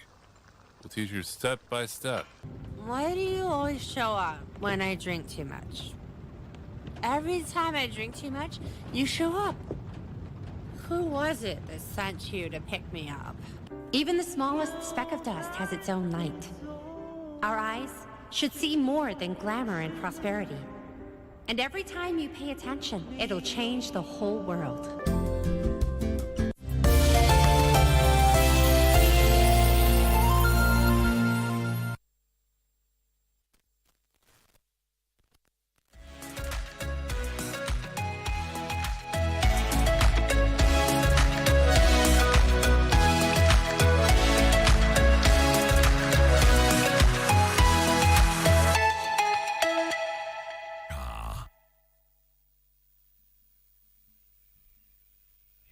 Naam, ahlan wa sahlan wa marhaba mpenzi mtazamaji. Nilikuwa namsikia mwelekezi wangu mkuu upande wa pili Ben Kamuti akihesabu 5 4 3 2 1. Dola weka Rashid hewani, dola weka Rashid. Ameniweka hewani, Vena ameniweka hewani. Ahlan wa sahlan wa marhaba mpenzi mtazamaji mahali popote ulipo. Ni Jumanne nyingine tunapokutana kwenye kipindi kwa ushirikiano wa Radio Taifa na vile vile pia KBC Channel 1 mtazamaji. Ni wakati mwingine tena tunapokutana, ni kipindi ambacho hukujia kila siku ya Jumanne kuanzia saa 2 hadi saa 3. Ni kipindi ambacho mtazamaji huwa tunaangazia masuala mbalimbali yenye umuhimu wa kitaifa kuhusiana na uchumi, afya na siasa. Lakini leo mtazamaji tunataka kuangalia tanda belua la afya mtazamaji, na hususan tunataka kuzungumzia mgomo wa wauguzi. Mgomo huu mpenzi mtazamaji hasa unalenga kushinikiza serikali kuu na zile za county kuimarisha maslahi ya wauguzi. Lakini Dora Manya amenikumbusha, akaniambia, Rashid, usisahau kuwakumbusha watazamaji kibwagizo cha Donald Trump kwamba Marekani jinsia ni mbili tu, aidha uwe mwanamume au uwe mwanamke, vinginevyo hapantambua. Na mtazamaji, kumbuka chama cha kitaifa cha wauguzi nchini maarufu nani, yani KNUN, kilianza rasmi mgomo wake baada ya kutoa notisi ya siku 7 ya mgomo wa kitaifa mnamo Ijumaa tarehe 10 Januari mwaka huu. Hatua hii mpenzi mtazamaji kwa kweli imelemaza huduma za afya katika baadhi ya county kote. Muungano huo ulikosoa serikali kwa kukosa kutoa nyadhifa za kudumu kwa wauguzi kulingana na mkataba wa makubaliano ya pamoja, yani CBA. Muungano huo pia mtazamaji ulilalama kuwa wauguzi walioajiriwa kwa kandarasi hawajapewa ajira ya kudumu kama walivyokubaliana. Mtazamaji, zaidi ya hayo, chama hicho kilionya dhidi ya kusajili wanachama wake chini ya mamlaka ya afya ya kijamii, yani SHA, kupitia muungano wa madaktari KMPDU, kikidai kuwa hatua hiyo ililenga kuhujumu muungano wao. Kuna mengi mtazamaji ambayo yanasababisha mgomo huu kuwepo, na kutusaidia kuelewa masuala haya pamoja na mengine katika sekta ya afya, studioni tumewalika wageni. Tunaye katibu mkuu wa muungano wa wauguzi nchini, Mheshimiwa Seth Panyako, na vile vile pia tuko naye mtaalamu wa masuala ya afya na meneja wa shirika linaloshughulikia masuala ya fedha za umma, yani Public Finance Management, Nyangi John Juma. Karibu sana bwana Seth Panyako ndani ya studio zetu asubuhi ya leo. Asante sana Rashid. Na kwa upande mwingine karibu sana ndugu bwana Nyangi John Juma kwenye studio zetu. Asante sana bwana Rashid. Bila shaka, labda tu nikianza na kwako Mheshimiwa Seth Panyako, ni nini kikubwa kimepelekea nyinyi kama wauguzi kuamua kugoma? Je, ni kutokana na mkataba wa CBA ama kuna masuala fiche? Kuna migomo ambayo inaendelea kote nchini kwa kaunti kadha, na hiyo mikomo ililetwa na mambo kadhaa ambao sisi tulikuwa tunauliza, moja wao ya kiwemo serikali za kaunti kukataa kushiriki mazungumzo na sisi ili kupata ile kitu ambayo inaitwa CBA, ambao ni mkataba ambao unawekwa jinsi tutafanya kazi na maslahi ya wauguzi yatakavyokuwa na mwajiri. Mambo mengine ya katika kaunti kadhaa ilikuwa mambo ya kupandisha vyeo kwa wauguzi na kuwa na shortage wa wauguzi ambao wanasema upungufu wa wauguzi katika hospitali ambayo inafanya mazingira kufanya kazi yanakuwa magumu. Na pia kulikuwa na maneno ambao kuna mfumo ambao umeletwa na serikali ambao unafanya kupandisha vyeo kuna kwa rahisi kwa sekta ya umma, lakini serikali ya kitaifa pekee yake ndio ilikuwa imefanya jambo hilo, lakini serikali za kaunti zilikuwa hazijafanya. Ile serikali pia kulikuwa na nyongeza ya mshahara ambayo ilikuwa ni 8%. Ilikuwa awamu ya kwanza ilikuwa imeongezwa na awamu ya pili ilikuwa ianze mwezi Julai mwaka uliopita. Na serikali ya kitaifa pekee yake ikao pia imefanya hayo kwa kupitia kwa mkataba wa CBA ambao tulikuwa tumeweka. Na serikali za kaunti kukawa na serikali ya Kisumu pekee yake na ile ya Kericho ambao pia zilikuwa zimetekeleza. Sasa tukiuliza serikali za kaunti kutekeleza haya mambo, wanaanza kutuambia tuende kwa serikali ya kitaifa tuulize huko. Ukienda kwa serikali ya kitaifa wanakuambia serikali za kaunti ni waajiri, hao ndio waajiri wenyu, kwa hivyo matatizo yenu ni lazima wao watatue. Hakuna kutuambia mnakuja kwa serikali ya kitaifa. Hayo yakaleta migomo ambao ilikuwa inaendelea kwa kaunti kadhaa. Lakini tuko na shida nyingine kwa hao wahudumu ambao wanafanya kazi kama waliajiriwa wakati wa COVID-19 na wamekuwa wakifanya kandarasi duni kwa miaka zaidi ya 5 sasa. Wanalipwa mishahara duni kabisa. Hata ukiangalia hizo mishahara ambazo wanalipwa, maisha ya Nairobi na kwingine mahali wanakaa na wana familia, wana watoto wanaenda shule, unaona kwamba maisha ni magumu kabisa kwa hawa ambao wanaitwa UHC. Na tukasema kwamba wao wawekwe kwa permanent and pensionable. Tukawa mvurutano baina ya serikali kuu na serikali za katuzi. Baadaye sisi kama chama tukakubaliana kwamba kweli ni ukweli, serikali za katuzi zinasema ukweli kwa kusema kwamba hawa sio wafanyakazi wao, kwa sababu waliajiriwa na serikali ya kitaifa na wakapelekwa katika serikali za katuzi bila kuhusisha serikali za katuzi. Kwa hivyo tukasema kwamba tutaanza mgomo jana ikiwa kama hao hawajawekwa kwa permanent and pensionable. Jambo lingine la pili ilikuwa kitu ambao wanaita empanelment. Hiyo ni ujua kama NHIF ile ya zamani ulikuwa kama wewe ni muuguzi kama mimi ama ni daktari ama ni clinic officer, umefungua hospitali yako, pora umepewa kibali na Clinic Officers Council ama Nursing Council of Kenya, NHIF inakuruhusu wewe kuendelea kufanya shughuli hiyo. Lakini wakati hii SHA imeingia, wakakuja kusema kwamba wewe kuwa muuguzi ama kuwa clinic officer, ukiwa umefungua hospitali yako ni lazima upate kibali kutoka kwa Kenya Medical Practitioners and Dentist Council. Na tukasema kwamba sisi ni taaluma ambao iko huru, sisi tunajiregulate wenyewe, hatuwezi kukubali kupitia kwa mtu mwingine. Kwa hivyo tukasema tutoa ilani, na wakawapinga hata kufanya, unajua hawa sasa anesthetist wakapingwa, wauguzi ambao ni anesthetist na pia clinic officers wakaambiwa pia wao hawezi kupeana dawa ambayo wamekuwa wakipeana kwa miaka mingi, hawezi kupeana mpaka kupitia kwa daktari. Kwa hivyo haya mambo mawili sisi tukayapinga na tukatoa ilani ya mgomo. Lakini tukawa na mkutano Jumatatu iliyopita tarehe 13 kule Afya House. Mambo mawili yakatatuliwa, mambo ya empanelment ya kusema ya kuruhusu councils independent kama nursing council na clinic officers kuendelea kama wameshasajili facility yote ya afya. SHA sasa inakubali vile ilivyokuwa nafanyika zamani. Hiyo ikakubaliwa na ikaanza mara moja. Pia wakakuja kusema mambo ya anesthetist, mambo ya kusema kwamba watafanya chini ya madaktari pia ikatolewa, na nurses wamethibitisha kwamba wao wamerudi mfumo wa zamani. Sasa ikiwa wanaenda kufanya, wakiandika ile barua ya pre-authorization inakubaliwa na SHA. Kwa hivyo tukasema kwamba ikiwa haya mambo yametekelezwa, mgomo hawa anesthetist na hautaendelea. Kitu ambayo serikali ilituomba siku 21 tuwape siku 21 ili waweke mikakati ya kuweka hawa UHC staff kwa permanent and pensionable, na tukakubali. Kwa hivyo mikomo ambayo inaendelea sasa ni ya serikali za county, sio ya kitaifa. Shikilia hapo, migomo inaendelea kwa sasa sio ya kitaifa bali ni ya county. Kauli yake katibu wa chama cha uuguzi nchini Said Panyako ndani ya Zinga na GMK asubuhi ya leo. Nikirudi kwako ndugu yangu Nyangi John Juma, labda licha una ufadhili wa sekta ya afya, umeafikia kile kiwango kinachohitajika ile huduma za afya ziweze kuimarika. Hapa tunazungumzia masuala ya fedha na wewe ni mtaalamu wa masuala ya fedha za umma. Je, unahisi haya yote ni pesa ndio inasumbua hapa? Asante sana Bwana Rashid. Nimemsikiliza katibu mkuu hapa na masuala ambayo anayazungumzia ni masuala nyeti sana ambayo ni ya muhimu katika kuhakikisha kwamba kila Mkenya mahali popote pale alipo anaweza kupata afya iliyo ya kiwango cha juu kama vile iko kwenye katiba. Ukiangalia kipengele cha 43 kwenye katiba imepatiana haki kwa kila Mkenya yeyote kwamba ana haki ya kupata huduma ya afya ambayo ni ya ubora wa hali ya juu.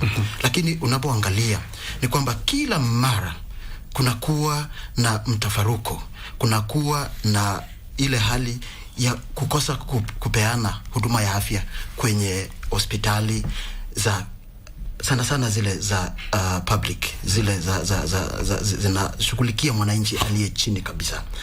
Na jambo kubwa sio fedha peke yake, kwa sababu fedha ni building block moja. Tunasema kwamba wakati unataka kutoa afya unahitaji pesa, unahitaji jengo, unahitaji wafanyikazi, unahitaji sheria, unahitaji madawa.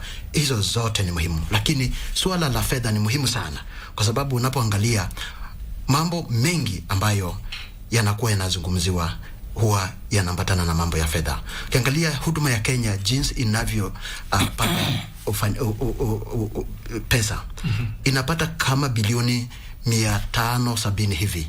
Nusu ya hizi pesa kama bilioni 200 zinatoka kwenye serikali ya kitaifa ambayo ni national government, ambayo inatoa kama 150 billion, na ingine inatoka kwenye serikali za county.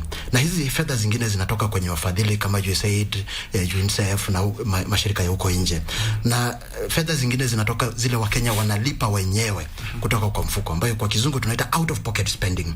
Na ukiangalia inasikitisha sana kwamba hivi karibuni tumekuwa na mifumo mingi sana kwenye afya, mabadiliko mengi sana ambayo serikali hii imejaribu kufanya mabadiliko mengi kwenye sekta ya afya ili kuboresha, kwanza kukomesha mikomo ambayo imekuwa mara kwa mara, kuhakikisha kwamba Wakenya wanapata afya bila kujali watalipwa namna gani, watalipiwa huduma yao namna gani.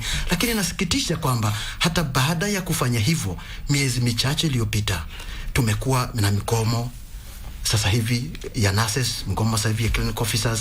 Serikali ilijikaza sana wakati wa Christmas ikatibua ule mgomo ambao ulikuwa unarudi tena kwa mara ya pili wa madaktari.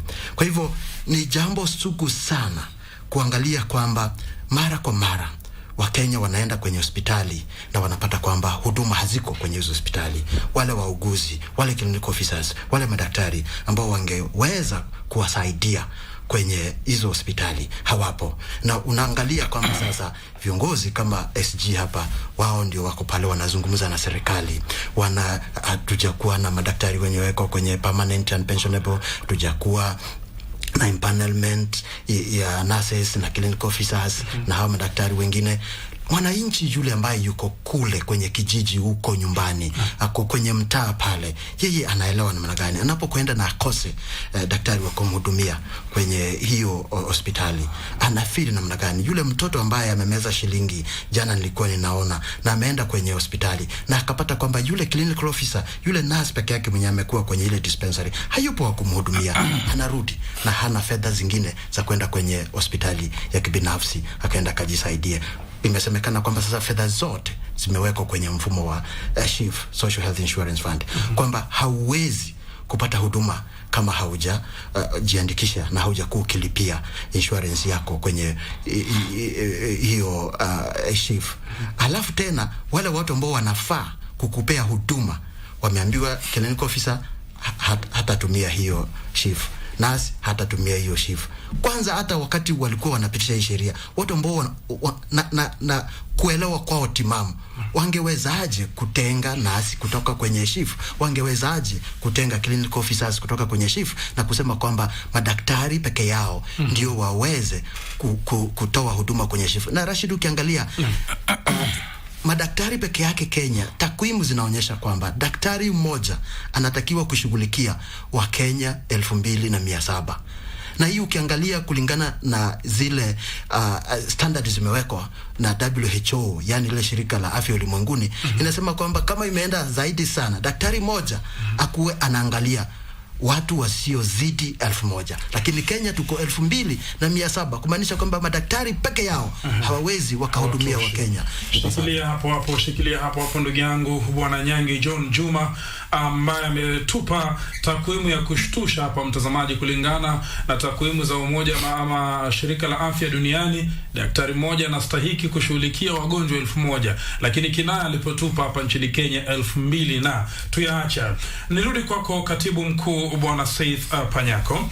Ulisema kwamba tatizo haliko na serikali kuu, tatizo liko na serikali za kaunti. Sasa swali langu ni je, serikali jana kupitia msemaji wa serikali Isaac Mwaura iliwaomba wahudumu wa afya wanaogoma kuwa na subra serikali inapotekeleza mipango ya kutatua changamoto. Je, kama muungano mmewasiliana na serikali kupitia wizara kwa kiwango gani kuhusu mgomo huu? Na vile vile pia umesema kwamba tatizo sio serikali kuu, ni tatizo ni serikali la kaunti. Hebu tufafanulie vizuri Bwana Panyako. Wajua, labda sijafafanua vizuri. Tatizo aliwezi kuwa hadi haliko kwa serikali kuu. Kwa sababu nchi ya Kenya ni serikali moja. Hatuna serikali ambayo inaitwa federal government kama kule Marekani. Hapa Kenya we have a unitary state.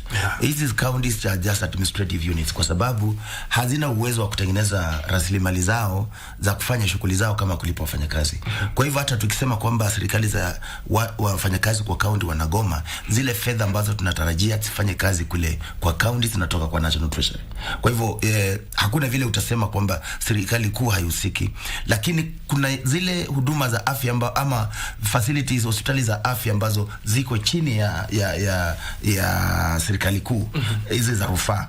Hizo ndio tunasema sisi tumeshafanya mikataba ya CBA na tukamaliza. Kama Moi Rifaro tumefanya mikataba 3 tangu tuanze kama chama. Kenyatta tumemaliza hivi karibuni, tunataka tuanze mkataba mwingine. Kuna Kenyatta University Teaching and Referral Hospital pia tunaelekea kumaliza. Na tunaendelea hivyo kwa sababu serikali za katuzi zimekuwa na shida kubwa. Ukitaka kuzungumza na hao wanakuambia nenda kwa Council of Governors. Ukienda kwa Council of Governors wanakuambia rudi kwa County Public Service Boards. Ukienda kule SRC wanaandika barua wanasema nenda mjadiliane na County Public Service Boards. Wakiona kwamba mmeanza kupaliana na county fulani wanaitana Nairobi wanakataa. Kwa hivyo kumekuwa na hayo mambo, ndio tukasema kwamba sasa kile kitu ambao kiko ni kwamba ni sisi tukubaliane kwamba hii ni serikali ya katuzi na lazima sasa tujaribu kutafuta maslahi yetu kwa ule ambao tunamjua kisheria kikatiba, hiyo ndio mwajiri wa hudumu wa afya. Kwa sababu chambo kama hili la mkataba wa kurudi kazini, the famous 2017 return to work formula, tarehe 2 Novemba mwaka 2017 ulitiwa sahihi na waziri alikuwepo wakati ule wa afya na governor aliyekuwepo na serikali ikauchukua, lakini mpaka sasa ni hospitali tu ya Moi peke yake ambao imekubaliana na mkataba huo. Lakini tukasema kwamba kwa vile cycle hii imeisha 2021-2025 cycle ya CBA inaisha hii June, sisi tuwe tuna CBA ambao tuna vitu ambao tayari tumepata tulinde hizo vitu, kwa sababu kama serikali inaweza kuamuka na kusema nataka kupatilisha CBA ambayo imesajiliwa kama ile madaktari, na hii yetu yenye haijasajiliwa itakuwa namna gani? Kwa hivyo ndio tukasema tuweke hiyo vitu ambao sisi tumepata kwa katiba na ile kitu kitoka wanatupea tuweke ili tuilinde na hiyo CBA, maana mkataba wa CBA hauwezi patilishwa na mtu vile anavyotaka. Baadaye ndio sasa sisi kitu ambayo itakuwa imebaki kuanzia tarehe 1 Julai mwaka huu ni kwanza kuambia serikali ni lazima mtekeleze mkataba wetu 2017 2017 bila kusita. Hiyo ndio kitu ambacho sisi tutakuwa tunapikana nayo na serikali peke yake. Na labda na kitu kingine ni hawa anesthetists wako na shida moja. Wao hawapewi kitu inaitwa call allowance. Na wao wanafanya tu kazi kama clinical officers, anesthetists wanapata call allowance. Madaktari anesthetists wanapata call allowance. Lakini kicha kwa wauguzi ambao wanafanya kazi kabisa hawapewi. Kwa hiyo tunadhulumiwa kwa njia zote kwamba sisi tufanye kazi lakini wale wa kupata pesa ni wengine. Kwa hivyo hayo mambo mawili kuanzia tarehe 1 mwezi Julai ndio tunashughulikia. Lakini sasa kufikia Julai tunataka kufikia June mwaka huu kuisha tuwe tumepata hizi CPA ya kulinda haya mambo ambayo tumepata kwa miaka iliyopita ambayo tumepigania. Kwa sababu sasa serikali za katuzi hazina, serikali ya kitaifa tumelinda maana CPA iko, hospitali za rufaa tumelinda. Kwa hivyo ile imebaki ni serikali za katuzi tulinde ya ambao tumepata, alafu sasa tutumie hayo kuchenga na kuuliza wale ambao hatujapata. Mtazamaji, sasa huyo ndio Seth Panyako, ukimwona ameanza kutoa ishara hivi sasa ndio yeye sasa. Na labda nirudi kwako ndugu Jona, kabla kurudi kwake tena katibu. Kuna mambo mengi yamejitokeza hapa. Lalama zimejitokeza miongoni mwa wauguzi kama wanavyomsikia katibu, kama ukosefu wa bima bora, kuajiri wauguzi zaidi, pamoja na changamoto ya mishahara katika baadhi ya kaunti. Shida iko wapi? Mbona miaka 61 bado daktari muuguzi ni mtu muhimu sana, lakini katika taifa letu la Kenya kila siku muuguzi mpaka alie, kila siku afisa wa kliniki lazima alie, daktari mpaka alie, na kuna watu ambao hata wafanyi kazi wanachukua mishahara na allowance chungu nzima. Bwana Rashid, kwanza kabisa Wakenya walijipatia katiba mpya mwaka wa 2010. Na katika hiyo katiba walifanya ile kitu inaitwa ugatuzi wa huduma za afya zikawekwa kwenye serikali mbili. Serikali ya county ikachukua zile kazi ambazo ziko karibu sana na mwananchi, na ilikuwa inatakikana kwamba huduma za afya siweze kushughulikiwa na serikali ambayo iko karibu sana na mwananchi. Ilikuwa na serikali ya Nairobi labda iko mbali sana na mwananchi ambayo yuko pale Shamahoho na yule ako pale kwenye kijiji uko Migori mbali kabisa. Sasa ikawa kwamba tukigatua hizi serikali hizi huduma za afya zishughulikiwe na kaunti ambayo iko karibu sana na mwananchi, itakuwa imeleta unafuu. Lakini sasa kama unavyouliza, tunaangalia miaka 13 baada ya kuwa na katiba mpya ambayo ilikatua huduma za afya mashinani, zaidi ya miaka 60 Kenya kupata uhuru, bado daktari analia. Na tunasema kwamba huduma ya afya ni ya muhimu sana. Shida iko wapi? Kwanza Rashid, unajua unaangalia budget venye inawekwa. Uliniuliza swali kama tuko na fedha za kutosha. Ukiangalia budget, serikali venye inaweka budget, inatakana kwamba 15% kama iko chini sana ya bajeti ya nchi itengwe kwenye afya. Hapo ndio utaangalia kama serikali inafanya ile kwa kimombo inaitwa priority, kwamba yani umuhimu wao uko wapi? Ni nini wanaona bora zaidi? Ni barabara wanaona bora zaidi kuliko afya? Ni mishahara ya wabunge wanaona bora zaidi kuliko mishahara ya wahudumu wa afya? Kwa hivyo ukiangalia kwamba afya nchini Kenya inapata chini ya 6% ya bajeti ya serikali. Ukiangalia kwa mfano uchumi wa nchi, ile tunaita GDP, inatakana kwamba ndio tufikie kiwango kile kinatakana kwamba universal health coverage, inatakana tukue tunatenga kwa kiwango kama ni chini sana 7% ya uchumi wetu. Sasa tuko na uchumi ambao uko ni trilioni 16. Inatakana kwamba tutenge kiwango cha 7% ya trilioni 16 kwenye matibabu na mambo ya afya. Lakini tunaweka pesa ngapi? Tunaweka 3%, 2.3% badala ya 7%. Tunaweka 6% ya bajeti badala ya 15%. Kwa hivyo hata haya mazungumzo ambayo tunasema kwamba tunataka kufikia ile tunaita universal health coverage, ukiangalia jinsi tunaweka fedha ambazo zinatoka kwa ushuru ya wananchi kwenye mambo ya afya, haijafika kile kiwango ambacho ni cha kufikia kupata afya kwa kila Mkenya bila kizuizi cha malipo.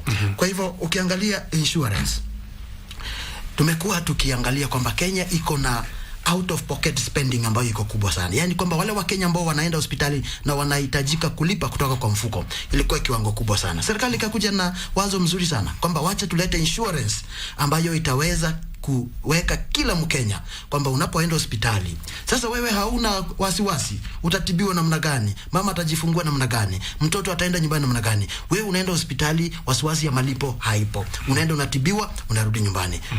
Tumeshafanya huo mchakato, tumeweka insurance, lakini bado unaona wa Kenya wamekwama, haifanyi kazi. Sasa unauliza nani anafaa kuwajibika? Unanikumbusha jana mbunge wa Mumias East Mheshimiwa Peter Salasia alimwambia rais mbele ya macho yake kwamba baadhi ya wale washauri wako wanakudanganya, hususan wale ambao walikushauri kuhusiana na SHA. So umezungumza kwenye hiyo bima, ukanikumbusha kitu. Je, labda tu kabla kurudi kwake kwa Seth kwa dakika moja tu, unahisi kwamba serikali ilifanya haraka katika hii bima ya SHA? Ilifanya haraka sana. Na tumekuwa tukiwashauri tukiwaambia swala muhimu sana, sera kubwa kama hii ya SHA haifai kuharakishwa. Tuliwashauri tukawaambia chukua kidogo kama kaunti 5, fanya kitu tunaita pilot kwanza, majaribio, angalia venye nafanya kazi, maliza. Kama kuna makosa yamejitokeza, kama kuna hitilafu ziko mahali fulani, rekebisha kwanza. Alafu kisha kuwa imekamilika kabisa, ndio muweze kuroll over to the rest of the country. Rashid, unajua pia haiwezekani kwamba tutakuwa kwenye maabara tushughulikie suluhisho mpaka tukue 100% perfect ndio tuweze kutoa, kwa sababu pia Wakenya walikuwa wanahitaji afya. Lakini serikali ilifanya haraka sana. Kama uko ndani unajua vile hii SHA iliharakishwa. Alafu tena hawakuwa wanasikiza mawaidha ya wataalamu. Walikuwa wanawaambia hakuna nchi ambayo imeweza kupata universal health coverage kwa kutumia mfumo kama SHA. Zile nchi ambazo zimepata universal health coverage, hata hapa karibu Afrika Mashariki, nchi ambayo inaelekea vizuri, Rwanda, imeweza kufika karibu sana na kufikia viwango vya universal health coverage. Angalia wanalipa namna gani? Wanalipa kwa kutumia ushuru. Serikali inakusanya ushuru ya kama trilioni 2 kutoka kwa Wakenya. Sisi tunawashauri kwamba badala ya kulazimisha sana kwamba hao Wakenya tu ambao wanalipa ushuru, tena hao Wakenya tu walipe ushuru mwingine kwa kutumia nyumba, kwa kutumia afya, kwa lazima tumia ushuru kulipa daktari vizuri, kuweka dawa hospitali vizuri, na Mkenya aweze kupata afya kwa hospitali. Hiyo afya kwa ofisi za serikali, kwa hospitali za serikali ilipwe kwa kiwango kikubwa sana na ushuru wa nchi, sio malipo ya mwananchi. Wakiwekelea huo mzigo kwa wananchi, wananchi hawataweza kubeba huo mzigo, ila serikali ndio inaweza kubeba huo mzigo vizuri kwa kutumia ushuru. Bila shaka mtazamaji, 2:30 saa za kanda ya Afrika Mashariki. Shukran sana kwa kuichagua runinga na enzi ya KBC Channel 1 asubuhi ya leo kuweza kusikiliza Radio Taifa Sauti ya Mkenya. Kipindi hewani ni Zinga kwa ushirikiano wa Good Morning Kenya. Tunachozungumzia ni masuala ya afya, na hususan tunazungumza changamoto, tandabelua, migomo ya wauguzi wa afya kote nchini mtazamaji. Na ndani ya studio niko naye katibu mkuu wa muungano wa wauguzi nchini Kenya, Mheshimiwa Seth Panyako, na vile vile pia niko naye ndugu Nyangi John Juma ambaye yeye ni mtaalam wa masuala ya afya na meneja wa shirika linaloshughulikia masuala ya fedha za umma, yani Public Finance Management Act. 31 dakika. Mwelekezi wangu ananiambia twende mapumziko. Mwelekezi wangu Mato ananiambia tuendelee. Haya, tukiendelea nirudi kwako Mheshimiwa Seth Panyako. Afya iliweza kugatuliwa na serikali kuu imekuwa ikitoa wito. Jana tu serikali kuu imetoa wito kwa wauguzi kurejea kazini. Je, serikali za kaunti zina jukumu lipi kuhakikisha migomo hii ambayo mnaifanya bwana Seth Panyako inasitishwa ama tunaizika katika kaburi la sahau? Migomo inaweza ikapunguzwa kwa kiwango kikubwa sana. Ndio. Kwa sababu ndio useme migomo inaweza kupunguzwa au kumalizwa itakuwa ngumu kidogo, lakini inaweza kupunguzwa kwa kiwango kikubwa sana. Kitu cha kwanza, ukiangalia migomo ambao imeshirikiwa miaka kama 10 iliyopita, baada ya ukatuzi imekuwa ikizunguka mambo ya kutolipa mishahara, kutopeana statutory deductions. Wanakata mshahara wako, wewe umechukua loan, hawapeleki pesa yako kwa hata hiyo SHA, hawapeleki. Ukienda huko unakuta account yako haina kitu. Hiyo NSSF wanakukata, hawapeleki. Wanakata ya union, hawapeleki. Wanakata ya association, hawapeleki. Kama wewe mwenyewe una bima ya binafsi ama una savings za watoto imekatwa, hawapeleki. So unapata mshahara kidogo, lakini zile mshahara umeruhusiwa ikatwe, haipelekwi. Unakuta ndio kwa shida. Mshahara mwenyewe haulipwi. Imekuwa almost 90% ya migomo, 90% kabla ya ukatuzi, imekuwa ikisunguka kutolipa mishahara kwa wakati unaofaa na kutolipa statutory deductions ambazo zinafanywa kwa hiyo mishahara. Kama hilo jambo kwanza lingetatuliwa kabisa. Kwa mfano Mombasa kulikuwa na mkomo karibu kila mwaka na Mombasa Vihiga, kulikuwa na Tharaka-Nithi na zilikuwa karibu county 3 Kenya ambazo zilikuwa zimejulikana kwa migomo kabisa. Every month lazima wagome sababu mishahara haijalipwa. Unajua wanaanza kukoma tarehe 20 kwa mshahara wa mwezi uliopita.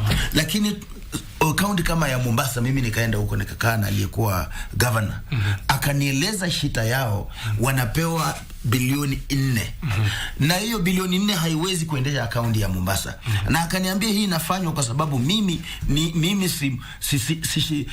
sikizani na rais ambaye yuko kwa uongozi. Mimi nikaja hapa Nairobi nikapiga kelele kabisa, nikasema kwamba you cannot punish the people of Mombasa kwa sababu upendi Joho. Hiyo pesa ikaongezwa, mkao ukaongezwa. Sasa Mombasa imekuwa kaunti nzuri, mgomo ya utalipa mishahara haijakuwepo. Vihiga pia wakati governor huyu aliingia anaitwa Otichilo, akakuja pia akamaliza mambo ya kusema migomo kila hakuna mshahara. Tharaka-Nithi wakati Njuki aliingia pia akakuja akasuluhisha mambo hayo. Mambo mengine yanahusiana na kutokuwa na kujua kutenda kazi vizuri. Mombasa waliongezwa mishahara, waliongeza pesa kutoka bilioni, ilikuwa wakatoa bilioni 4 ikakuja bilioni 7, sijui mwaka huu amepoa ngapi. Lakini kaunti kama Vihiga na Tharaka-Nithi hakuna pesa waliongezwa, lakini mambo ya kusema mshahara umechelewa yalitolewa. Kwa hivyo shida kubwa kabisa ambayo imeleta migomo katika serikali za ukatuzi ni mambo ya kutolipa mishahara kwa watu unaofaa na kutopeleka zile ambazo pesa zimetolewa kwa hiyo mishahara mahali ambazo zinatakikana. Ukienda wauguzi na wahudumu wengine wa afya wamewekwa kwa CRB, inaitwa CRB. Hiyo kitu ya kusema huwezi pata loan, yani wewe umekuwa blacklisted. Ukienda pahali unaonekana tu, hata ukienda polisi huwezi pewa, wewe uko blacklisted. Wewe unaona vitu kama hizo. Kwa hivyo hiyo ndio kitu ya kwanza ambao inafaa serikali za katuzi ziangalie. Kwa sababu wewe hujawahi sikia mwalimu ameenda mgomo Kenya hii kwa sababu hajalipwa mshahara. Hujawahi sikia wale wako katika serikali ya kitaifa wameenda mgomo juu hajalipwa mishahara. Hata polisi, hata army, hao ni watu wa national, hawajagoma. Hata hawa walipaki kwa hospitali za kitaifa kama Kenyatta, hizi hospitali mbili za Kenyatta, kuna Moi Faru na kadhalika, hujasikia wamegoma kwa sababu kuna mshahara haijalipwa. Shida ya mishahara ni serikali za katuzi, na kila mara ukiwauliza wanakuambia serikali haijalitupa mishahara. Na tukiwaambia kama hii ndio shida, ni kwa nini tusikubaliane mambo ya mishahara itengwe ikitoka kwa Commission of Revenue, inaitwa for Revenue Allocation, Directors inaitwa for Revenue Allocation, ikienda kwa Treasury imekuwa watu you have ring-fenced that money. So ikitoka huko ikuje direct kwa account za wafanyakazi, ili hii pesa isikutane na serikali za katuzi kwenda kujenga choo, kujenga barabara. Ndio sababu wanachua mshahara una kickback. So pesa ikiingia wanakukata wewe, deductions ni ngapi? Hii bilioni 50. Hapana, wacha tulipo hii contractor ndio tupate kickback ya 10 million. At the end of the day sasa pesa zinaanza kupile. Malipo ya kwenda uzeeni, pension haiendi, loans haziendi, pesa ya union haiendi, association haiendi, mabima zao haziendi, mambo inakwama kila mahali. Hata hospitali ile afya wewe mwenyewe unapeana kwa wananchi wa Kenya. Wewe kama muuguzi, wewe kama daktari huwezi kupata hiyo huduma because hauna pesa zako haziendi. Kwa hivyo hiyo jambo lazima izungumziwe. Jambo la pili ni kwamba sisi mikataba yetu ambayo ni kuimarisha maslahi ya wahudumu wa afya, ni lazima serikali ikikubaliana na sisi ni lazima itekelezwe, kwa sababu kama mkataba wetu wa 2017 hujatekelezwa mpaka leo. Hospitali moja pekee yake imetekelezwa, na tunasema kuanzia Julai 1. Hiyo ndio kitu pekee yake tunakuwa tunaangalia Kenya hii. Umemaanisha hospitali moja ama kaunti moja? Hospitali moja peke yake ndio mkataba umetekelezwa peke yake. Na hiyo ndio hospitali bora kabisa Kenya hii leo kwa muuguzi kwenda kufanya kazi. Na Kenyatta wamefanya kidogo tu, kidogo kabisa, asilimia kidogo, lakini tumesema kuanzia tarehe 1 kwa hii cycle nyingine ya CBA ambayo inaanza 2025 2029 ni lazima mkataba wa 2017 uwekwe pale ndani. Shikilia hapo hapo bwana Seth Panyako. Kabla kurudi kwako ndugu John, kuna baadhi ya wasikilizaji ama watazamaji wanasema nasi kwenye mitandao ya kijamii. Kuna mmoja hapa anaitwa Peter Hans anasema we just want our gratuities and been confirmed period. Okay. Mwingine anaitwa na Masaka Mukonambi anasema UHC staff tumekuwa kwa contract for 5 years, no allowances yetu, tunafanya kazi na wenzetu wako PNP, union haijawahi tusaidia, we want PNP and our gratuity paid in full.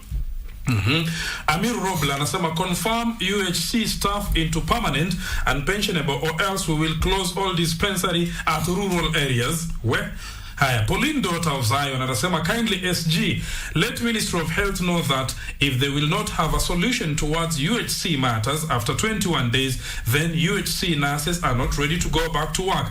They can terminate the contract and give us our gratuity. Haya, mwingine hapa anasema Van Asai, so no one is talking about UHC officers who are on strike demanding permanent and pensionable and their gratuity for 5 years? Akaeka alama ya kuuliza. Ya mwisho hapa anasema let the SG address the UHC staff issue, awache side shows. Okay. Haya, mwingine anaitwa Mark Muridhi, Ministry of Health kindly confirm UHC staff at National Hospital and left those posted county hospital, let them end discrimination and confirm us to PNP. Hizi jumbe ni nyingi sana bwana Seth, lakini kabla kujibu hizi jumbe nitarudilia kama utataka nirudie, lakini nirudi kwake kidogo bwana John tumalizie. Na kumekuwa ama ni sera zipi na sheria bwana John unahisi zinafaa kuwekwa ili kuimarisha maisha ya wauguzi ambao kwa kweli wanatekeleza majukumu mengi muhimu katika sekta afya taifa letu la Kenya? Bwana Rashid, asante sana kwa hilo swali. Wacha nikwambie na wale wasikilizaji wanaosikiliza kwamba Kenya kwa wakati huu haina upungufu wa sheria. Tuko na sheria za kutosha. Tena sheria mzuri sana. Shida ni nini? Utekelezaji. Na watu wanafaa kuwajibika ambao wamepewa majukumu ya kutekeleza hizo sheria. Swali ni kwamba SG hapa anasema pesa zinakatwa kwenye mshahara wa muuguzi ambazo zinafaa kupelekwa kwa loan ambayo ilichukua, ambazo zinapelekwa kwa insurance, hazipelekwi. Ni nani anafaa kuwajibika? Ni nani anafaa kuhakikisha kwamba aliyestahili kufanya hivyo na hakufanya? Ni nini kinafanyika? Bwana Rashid, unajua kuna county assembly na national assembly na senate. Hao watu wako na pesa nyingi sana, na katiba ya Kenya ilihakikisha kwamba hao watu wakuwe ndio wanahakikisha kwamba wale watu ambao wanatekeleza sheria za Kenya, wale ambao wanatoa huduma wanaajibika. Bunge la kitaifa ambalo liko na jumba mbili, National Assembly na ile ya Senate, wanafaa kuhakikisha kwamba accountability inafanyika. Lakini kwa nini daktari aliye hivyo kwamba mshahara wake haujapelekwa huko? Na bunge, kamati ya bunge iko pale, kamati ya county assembly iko pale, ambayo inafaa kuita yule county executive ambaye anashughulikia masuala ya finance, imuulize mishahara mbona haijalipwa. Lakini kama vile SG amesema hapa, kuna kitu niliandika inaitwa invisible projects, yani kwamba kwenye county kama sio kujenga nyumba ambalo governor atalifungua pale likionekana na wananchi akipigiwa makofi, kama sio barabara ama daraja ama culvert ya kukwaruza tu pande hii na pande hii ndio apigiwe makofi, hiyo ingine wanaona kwamba haifai, kwa sababu kulipa mshahara huwezi chukua hata shilingi, hakuna kickback kwa mshahara. Hakuna venye unaweza kukosa kupea watu mishahara yao. Sasa wanaweka masuala ya wafanyikazi chini sana, na hakuna kitu unaweza kufanya kama yule mtu ambaye anafaa kutekeleza hiyo sheria yeye mwenyewe hajafurahia. Kwa hivyo Rashid, sheria, tuko na sheria ya primary health care, tuko na sheria ya social health insurance, tuko na sheria ya critical and emergency fund, kuhakikisha kwamba hakuna Mkenya anafaa kunyimwa matibabu ya dharura. Hiyo tuko nayo ya kutosha. Inatekelezwa? La hasha, haitekelezwi. Ni nani anafaa? Majukumu yanafaa lawama inafaa kwenda kwa wabunge na MCAs. Ushuru inakatwa hapa Nairobi, pesa zinashuka kwenye counties. Ukiangalia Bwana Rashid, counties zote Kenya zina ile mapato yao wanarokota huko mashinani. Ni kama 10% ya bajeti wako nayo. 90% wanategemea pesa ambazo zinatoka Nairobi. Kwa sababu serikali ya Nairobi ilijiwekea zile sekta nono za kupata revenue, ya kupata mapato yote, pay, corporate tax, mapato manono ile yote ilibaki kwenye national government. County government ikawekewa pale ipambane na mama ambaye anauza njugu sokoni irokote shilingi 20. Kwa hivyo national government inatuma hizo pesa kwenye county. County watumie hizo pesa kulipa mshahara. Na tuko na hizi serikali mbili ambazo majukumu yao ukiangalia kwenye 4th schedule ya Constitution of Kenya imegawanwa vizuri sana. County health facilities, hiyo squarely iko kwenye county government. National government itoe sheria. Alafu nikimalizia Bwana Rashid, hizo jumbe zimezunguka sana katika UHC. Ni aibu sana Bwana SG na hata serikali na waziri kwamba sheria nyingi Kenya, ahadi nyingi sana zimekuwa kwamba tunataka kusukuma Kenya ifike kiwango cha UHC. Hapa uko na UHC staff ambao ndio wanafaa kupewa kipaumbele, ambao ndio wanafaa kushughulikiwa, na ndio wamekuwa neglected. Hata SG wanasema kwamba hawazungumzii sana. Na serikali haiwazungumzii, county haiwazungumzii, union haiwazungumzii. Nani atawazungumzia? Shikilia hapo Bwana SJ, maswali mengi yameelekezwa kwako. Sasa sijui utajitetea ukiwa upande gani, wa Kemunto ama Ondi? Nitajitetea nikiwa hapa tu na sitanyamaza. Nitatumia haki yangu ya kuongea. Jambo la kwanza ni kwamba nakubaliana kabisa na hawa walalamishi ambao wametuma chumbe kuhusu mambo ya UHC. Ningependa kuambia kwamba hiki chama chetu kimekuwa mstari wa mbele kabisa kutetea maslahi ya UHC. Ni vile tu ile mbinu ambao watu wanataka tutumie sio ambao tunatumia. Kwa mfano sisi tumeenda mahakamani. Unajua wale walimu ambao walikuwa wameandikwa kama interns walienda mahakamani, wakashinda kesi kule mahakamani. Baada ya kushinda ndio wakakuja wakaenda mgomo. Sisi pia tukasema tukiona huo mfano walimu walitumia, sisi pia tuelekee mahakamani. Tukaelekea mahakamani, kesi karibu kumalizwa, lakini tukakuja tukaona hii mambo ya mahakamani pia imeanza kukua haimaliziki haraka. Ndio tukaambia wizara, sasa sisi tutatumia mbinu nyingine, sababu tuko na sheria, tunaweza enda mgomo, tunaweza enda kwa kotini, na hiyo hakuna mahali nasema ukiwa kotini uweze enda mgomo, hakuna sheria kama hiyo. Ndio tukatoa ilani ya siku 7 kwamba tutashiriki mgomo kuanzia Jumatatu iliyopita, kuanzia Jumatatu hii iliyopita hii, kama hao UHC hawatakuwa wamewekwa permanent pensionable. Na nilisema hapo awali kwamba tulikuwa na mkutano katika Wizara ya Afya ambayo serikali imetuambia tuwape siku 21 kuanzia tarehe 13.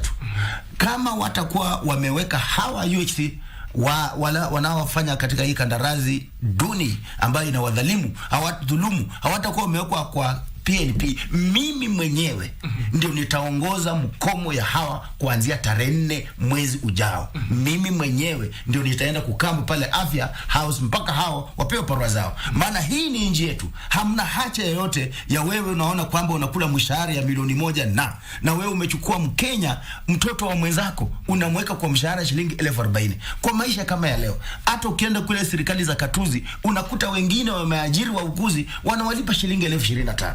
Na hiyo kama Mombasa, na hiyo mambo ndio tumepinga kabisa. Kwa hivyo sisi tunasema chama hiki kiko imara na kinapikania awa UHC, isipokuwa sisi hatuwezi kama chama, kama viongozi kwenda vile wanavyotaka. sisi lazima tujue tukichukua barabara hii tutapata matunda haya, tukichukua barabara hii tutapata hii. Hii mambo yote, kwa mfano mambo ya interns, walikuwa wamepika chama atufanye kazi, lakini tukawaambia sisi tuko mazungumzo. Tulimaliza mazungumzo, pesa zinalipwa kulingana na vile walikuwa wanalipwa awali. Sasa muuguzi ambao wana degree analipwa sasa 1106 na 500 kwa internship. Na sasa hiyo mambo tulikamilisha.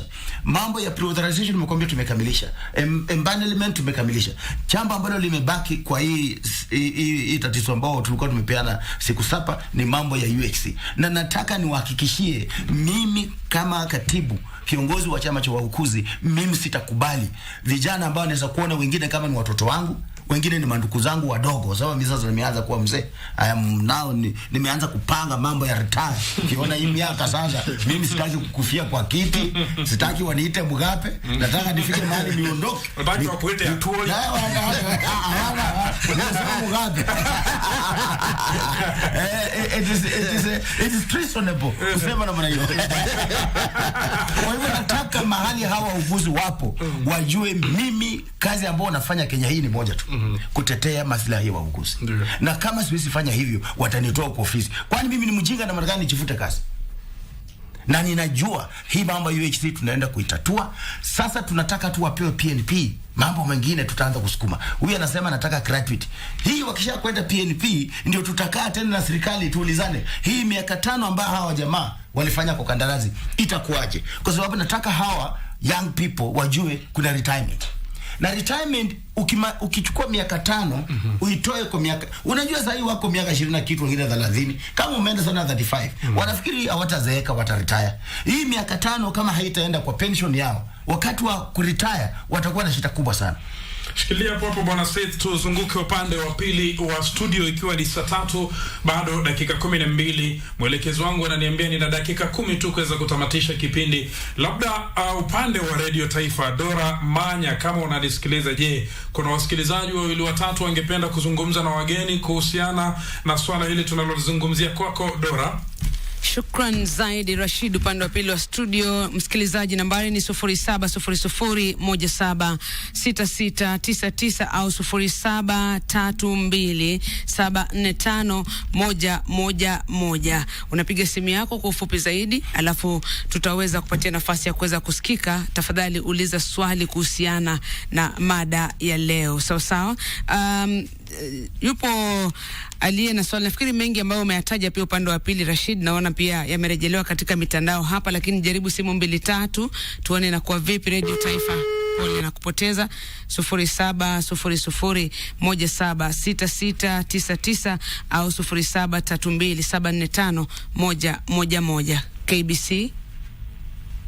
Hello Radio Taifa. Pia huyo nikampoteza. Tujaribu nyingine moja alafu turejee upande wa pili, manake najua muda pia unayoyoma kwa sana. 0700176699 au 0732745111 ndio nambari zetu za studio. Unaweza kupiga live ama kupitia mitandao yetu ya kijamii. Sawa. Radio Taifa. Rashid, sijui simu zangu, tujaribu ya mwisho. Radio Taifa. Hello Radio Taifa. Aya, punguza sauti ya redio. Hello. Punguza sauti ya redio. Unaongea na David? Yes. David, natatizika kupata. Radio Taifa. You have received a reverse call request. Haya ndo mambo anasema sasa. Upande wa jamaa anatuma reverse call kwa bwana Seth mwenyewe. Payslip imekuwa ngumu sana. Kwa huyo anasema recently, nafikiri utasoma upande wa kwako Rashid katika mtandao wa Facebook. Radio Taifa. Dora Manya. Yes. Anipesa mwana leo ni kwa chonde kama zimbo. Hili kwa jango kwa mkupa mwenye kusimamia mambo ya hakune hili. Kila serikali inapotokea madaktari wanakoma. Kuna serikali wakoma. Wataendelea na mkomo mpaka siku gani? Mpaka wagonjwa wanateseka sana. Asante sana. Mpaka lini? Radio Taifa. Kuna huyo anasema natazama kutoka Kaptama Mount Elgon. Kwa maoni yangu nasema hiki kilio cha madaktari, tunachukua mawaziri wa afya labda wasio na utaalamu na inakuwa kwamba pesa zinapotea tu. Maoni yake hayo. Radio Taifa. KBC. Taifa. Yes. Napiga USC na unafanya call. Naam. Si mara ya kwanza na tuka promise. Last year contract ilikuwa extended and promise is going to fight. Saizi adhibitishe kuwa haya anayosema ni kweli, kwa sababu tunapoteza imani na yeye. Haya, Bwana Seth Panyako anapoteza imani. Ya mwisho hapa Radio Taifa. Hello Radio Taifa. Naam. Unaona mwanzo kutoka Promoto. Yes. Asante sana. Kuna swali kutoka maeneo ya Turkana, anasema recently nafikiri Rashid utaisoma kutoka upande wako, kama manake ni jumbe ndefu, concern kutoka county ya Turkana kwamba walibidi warejee kazi pasipo mkataba kuweza kuafikiwa kulingana na SRC. Lastly hapa Radio Taifa, you have received a reverse. Haya, kwako Rashid, kwa sababu ya Dora, tukiendelea sana hizi reverse calls zitakuwa nyingi, acha tuziachie hapo mtazamaji. Tuna dakika ngapi? Dakika 6 tu tumalize kipindi. Na Bwana Saif, naona mawe yanarushwa sana juu yako. Na kuna mmoja hapa anasema Makena Christine, mwanzo kuna mmoja anaitwa Odora anasema KBC kindly read our comments. Tunazisoma jamani. Haya, Makena Christine anasema kwamba kindly Mr. Panyako, stop diverging ways to spare the Ministry of Health. UHC staffs have been discriminated for 5 years now, being on contract with no allowances and full of deductions. Kindly let the Ministry of Health and Council of Governors know we aren't at work. Mwingine hapa anasemaje? Clavin Kisa, SG kindly let us be deployed to national facilities. Okay. Mwingine hapa anasema Evans Ondato, let UHC nurses be deployed at national facility. COG are playing games. Bwana Saif. Asante sana. Kwanza ni kusema kwamba kwa katika uongozi ni lazima kuwa na wale ambao hakubaliani na wewe. Lakini wajua kwamba UHC sio wauguzi peke yake. Tusije tukafikiria ni wauguzi peke yake. Ni watu 8,700 na wauguzi ni 2,700. Kwa hivyo kuna wengine hata hawa matibabu ambao wako hapo, clinical officers, na wengine lab, na wengine, na sisi ndio tunasikika tu tukitetea watu wetu. Hakuna mtu mwingine, sisi na clinical officers. Kwa hivyo mtu kusema kwamba atufanyi atuwatetei, hiyo ni mtu ambaye haishi Kenya. Hii ndio kazi ambayo mimi nafanya, kuna kazi nyingine. Kitu muhimu ni kwamba wewe sisi wakati hawa wanachukua hii kandarasi, hawakuji kutuliza kama chama. Watu waambie hii kandarasi iko na ABCT. Mungependa tufanye nini? Kwa sababu sisi kama chama tuna haki ya kukaa na serikali na tuseme hii kandarasi ni mbaya, tuikosoe, tukubaliane, hata kama ni mahakama tuende tuisimamishe. Tukubaliane kwanza hiyo kandarasi itakuwa na nini. Lakini sasa mtu anapokuwa Wakenya hawana kazi, ukiitwa tu, unaona hata wale wengine nimekwambia nilipo 25,000, wanaitwa tu wanasema wacha nichukue hii kwa sababu niko na kazi. Kitu muhimu ni kwamba ni lazima tupatie huyu mwajiri nafasi na waitaka, ndio tukiondoka dunia yote ijue tumevumilia vya kutosha. Na ndio mimi mwenyewe nimesema tarehe 4 mwezi ujao, unajua ukiwa kiongozi ni lazima uongoze, usiongozwe na wale unaongoza, sababu uwasikize maoni yao na wewe uwaelekeze. Lazima sisi tuwape hiyo nafasi ambao wanataka. Serikali za katuzi nyingi ziko mgomo. Nikizungumza hivi, si lazima niende nionekane ati niko kwa barabara, ati ndionekane mimi nafanya kazi zangu za kutetea wauguzi. Na hii mambo ya UHC si mimi Panyako ati nitapikania, chama ni wao. Unaona? Chama ni wao. Na ukiangalia hawa wauguzi ambao wanatakana kusaidia mimi kutetea hawa wa UHC, ni lazima waje wakubali kwamba tuko tayari kwenda mgomo kwa sababu ya UHC. Kwa sababu wakienda peke yao ndio tutafunga dispensaries. But kuna mambo ambayo yanaweza yakatokelezea pale ikaharibu mgomo. Ndio tunataka tuone vile tutafanya hawa ambao wako PNP pia wao washiriki mgomo kama watakubali. Lakini kufikia tarehe 4 mimi nina hakika kwamba suluhisho itakuwa imepatikana, na mimi siwezi kuzungumza kwa niaba ya serikali. Serikali imetuomba siku 21.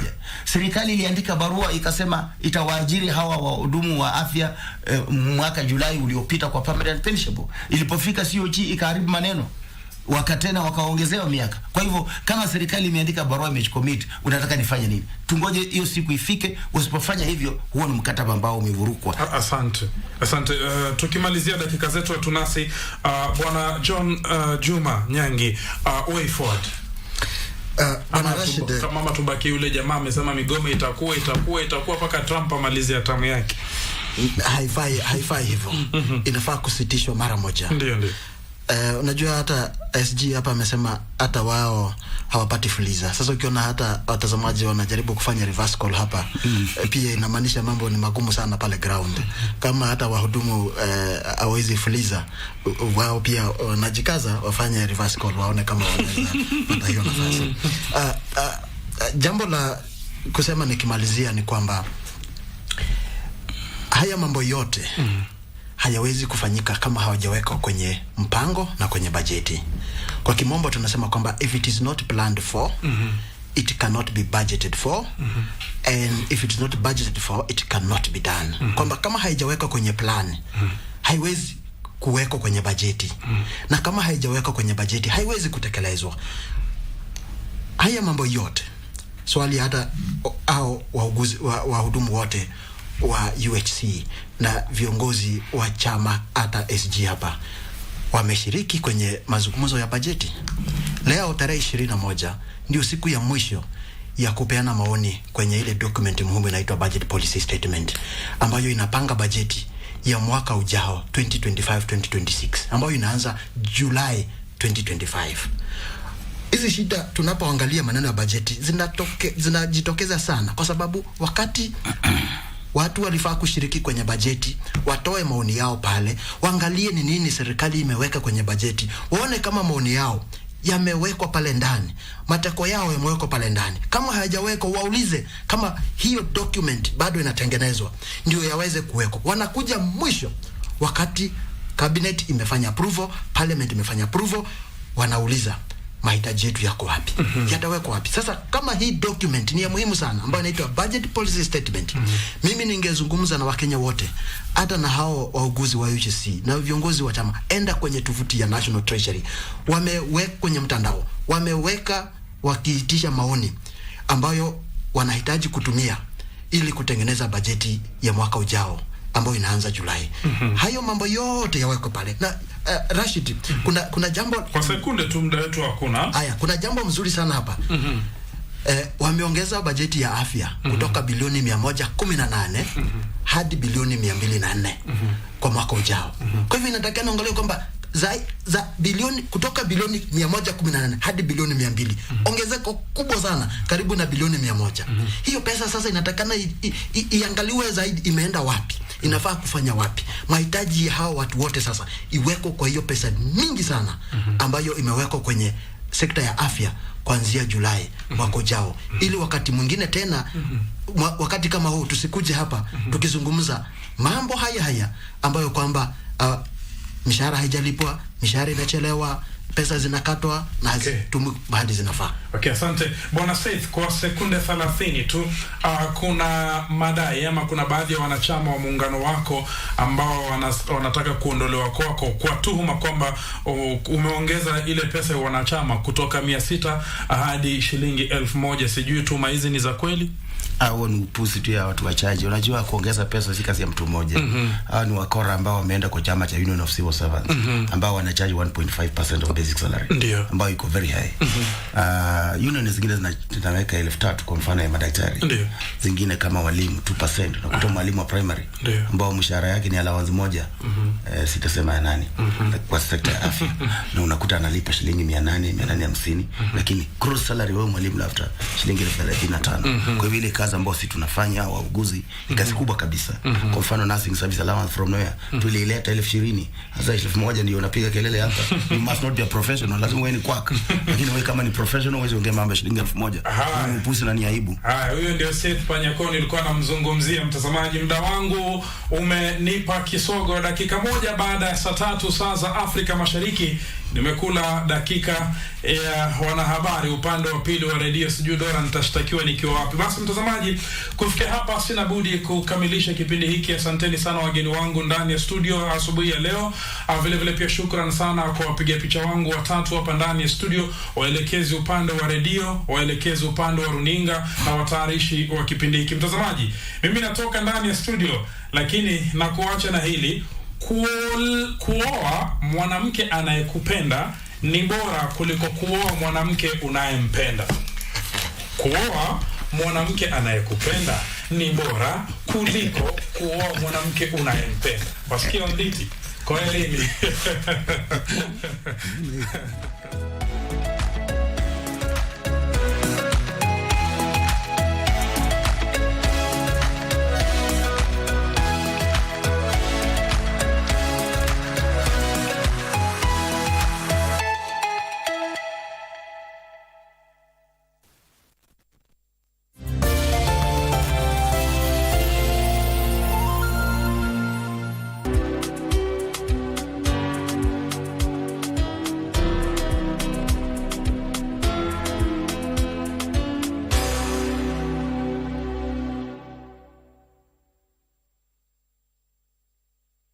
يا شافي يا رسول الله يا شاي مدينة.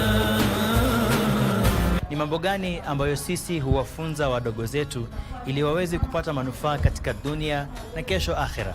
Ni maneno yenye kupandana, maneno yenye kuzidi, maneno ya ziada. Ni neno moja lakini ina uwingi wake, ina faida mingi ndani yake.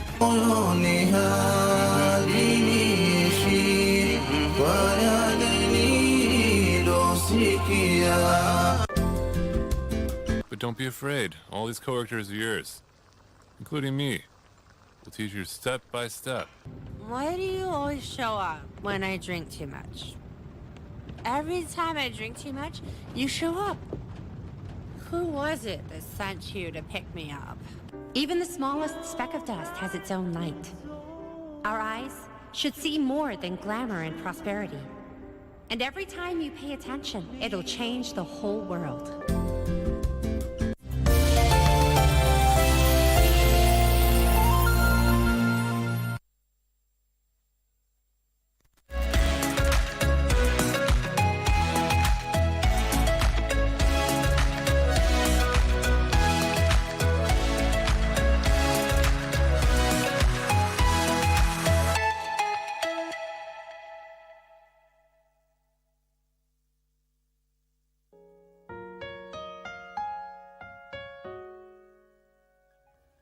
春生了夏里长，秋收后冬来藏，无间的冬夏，含着四季的香，像月冬天里乘着安然的时光，长四季流转又绵长。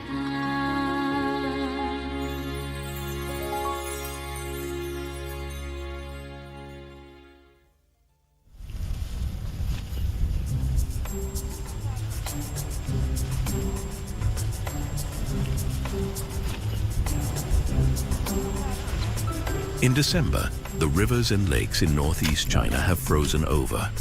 But for those willing to brave the cold temperatures, there are plenty of fish to be caught. All you need are some tools and a little patience. 这是昨天晚上我们7点多钟下的挂子，这不准备今天年夜饭吗？今天7点挂子，挂点鱼，做这个全鱼宴。这个是180米的网，能挂290斤鱼。来了，来了，来了。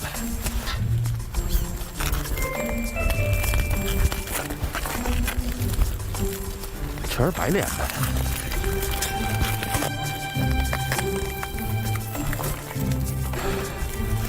这个里头是我的了。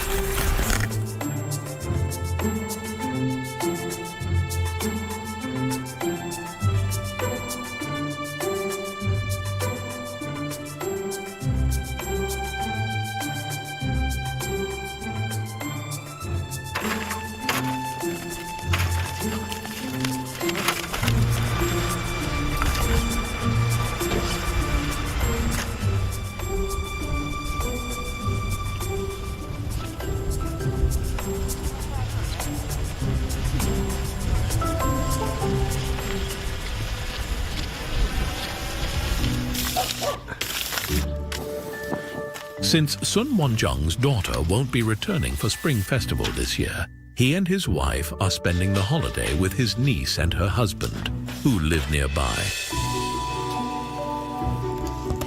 In Chinese, the pronunciation of fish and surplus is identical, which seems all the more fitting for a sumptuous fish dinner.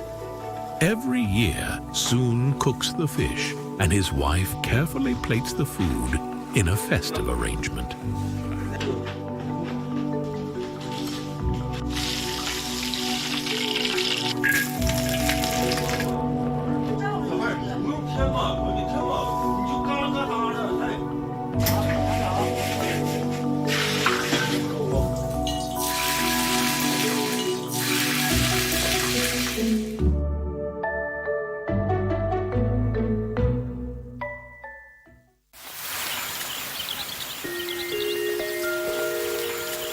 The Spring Festival Eve dinner is the most important meal of the holiday and usually showcases the traditional tastes of one's hometown. Here in western Jilin province, whether it's winter or summer, fish is always a favorite. As dawn breaks on the Jinlai fishing grounds, Sun and his fellow fishermen are hauling in the last of their nets. 咱们现在主要就是以网包为主，为了让它存活，它那个空间大。咱们这个网箱是4米乘4米的，到这个网箱的时候吧，必须得是2个船，用这个2个船夹着走，底下放个滚杠，这个滚杠呢就把这个网箱里的鱼都撵到这个护椅里头。 然后就是把这个护椅打开，用这个超烙子往出捞，放到船里，咱这个鱼都是活的。今天特别厉害，今天来了，要不然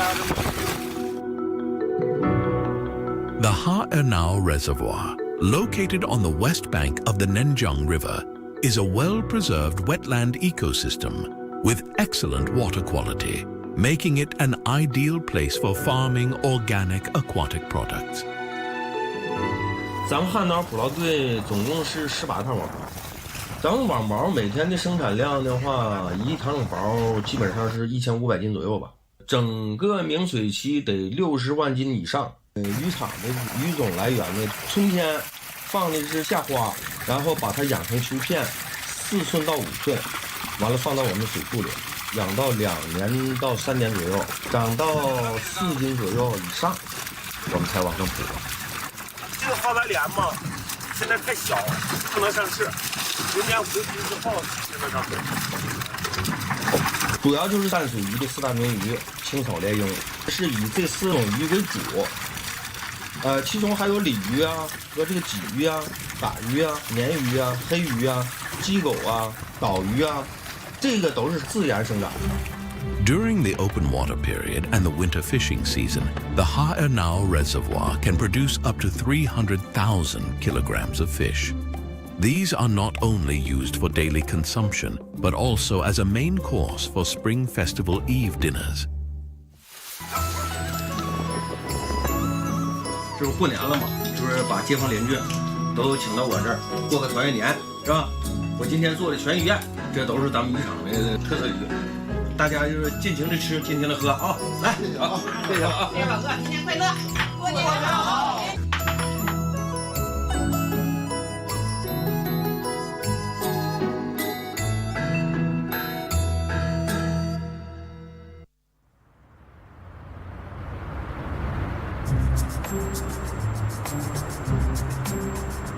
Before the Spring Festival, a group of old friends gather in Xiamen's Tong'an district to enjoy some of the city's staple Spring Festival foods: fried glutinous rice balls and sweet rice cakes. Born in the 1970s, they've been coming here for several years now, driven by the deep nostalgia and childhood memories the traditional food evokes in them. Thanks to the undersea tunnel and cross-sea bridge that connects Xiamen Island with the mainland, it's a convenient trip, and there is always a tasty reward at the end. Xiamen, a city with a history of just over 100 years, was once administered by Tong An County, now known as Tong An District, just outside the island. By coming here, they are visiting the place where these delicacies were first created.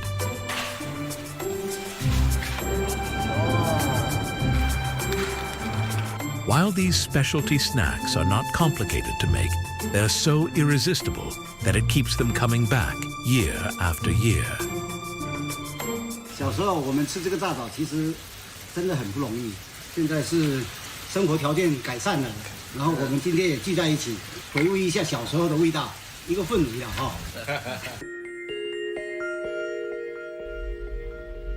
Today, Sai Chao Rong is preparing something special for a friend. It's a traditional handicraft he has been practicing for several years, and it's the easiest way for him to express his sentiments. 气线雕以前呢是一个装佛的艺术，以其它装饰辉煌，成为了大众喜欢的一种礼品。那在闽南地区呢，不管是生日啊、结婚啊，或者是过年，大家都会把这个气线雕作为一种礼物来赠送，希望说有一个好的彩头这样子。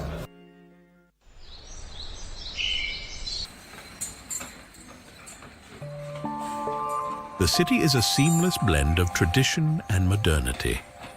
As the Spring Festival approaches, a wide variety of specialty foods are prominently displayed in food stalls, shops, and markets around town. Surrounded by mountains and sea, Xiamen boasts a rich array of local produce. However, the sheer abundance of options can also add some complexity to the selection process. People in Xiamen enjoy eating smaller seafood instead of large shrimp or heavy fish. 这一条鱼要多少钱？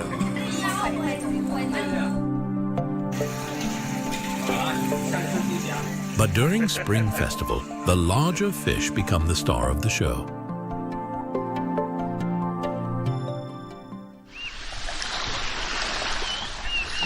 Still, not every market has it all. Zheng Zhejian and his friend Zhong Yanlong drove over 2 hours from Xiamen Island to Dongshan County in search of the local deep-sea large yellow croaker. 太难得了，太难得，这个天气。这个鱼呢，它是属于野生大黄鱼，鳞嘛都是比较均匀的，身体又比较修长，眼睛又盖得住，那么你看。The large yellow croakers from Dongshan County are mainly sold to Jiangsu and Zhejiang provinces and are a popular spring festival delicacy, which is why people don't mind traveling long distances to find them. And with their shiny golden coloring, they are a fitting symbol of wealth and good fortune.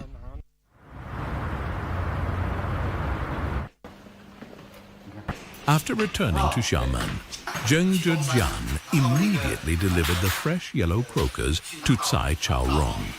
快过年了，然后到时候做年夜饭的时候刚好可以用上。哦，谢谢谢谢啊，刚好我这边有个要送给你。哇！ Like every gift-giving holiday, reciprocity plays a major role during Spring Festival.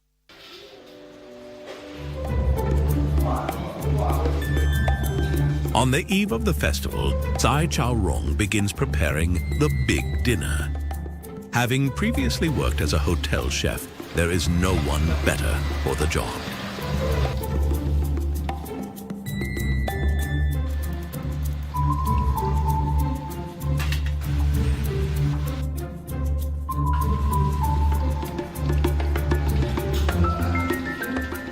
The sweet rice cakes and fried glutinous rice balls from Tong'an district are placed on the offering table as a tribute to their ancestors. In the evening, these foods are shared with the entire family as part of the Spring Festival Eve dinner. Tsai Chao Rong's family, along with his parents and his brother's family, all live in the same building. Having such a close-knit family makes every Spring Festival extra special. 这种咸糕哦，以前哦，我们过年哦，蒸2个甜的和2个咸的都这么大。厦门还有炸枣，炸完了有一个容器，下面铺的那个米粉，那个皂枣就放在里面，哎，原计划是要吃到15，其实没办法吃到15。In Xiamen, a feast like this features a bounty of both land and sea, with all the flavors of autumn and winter.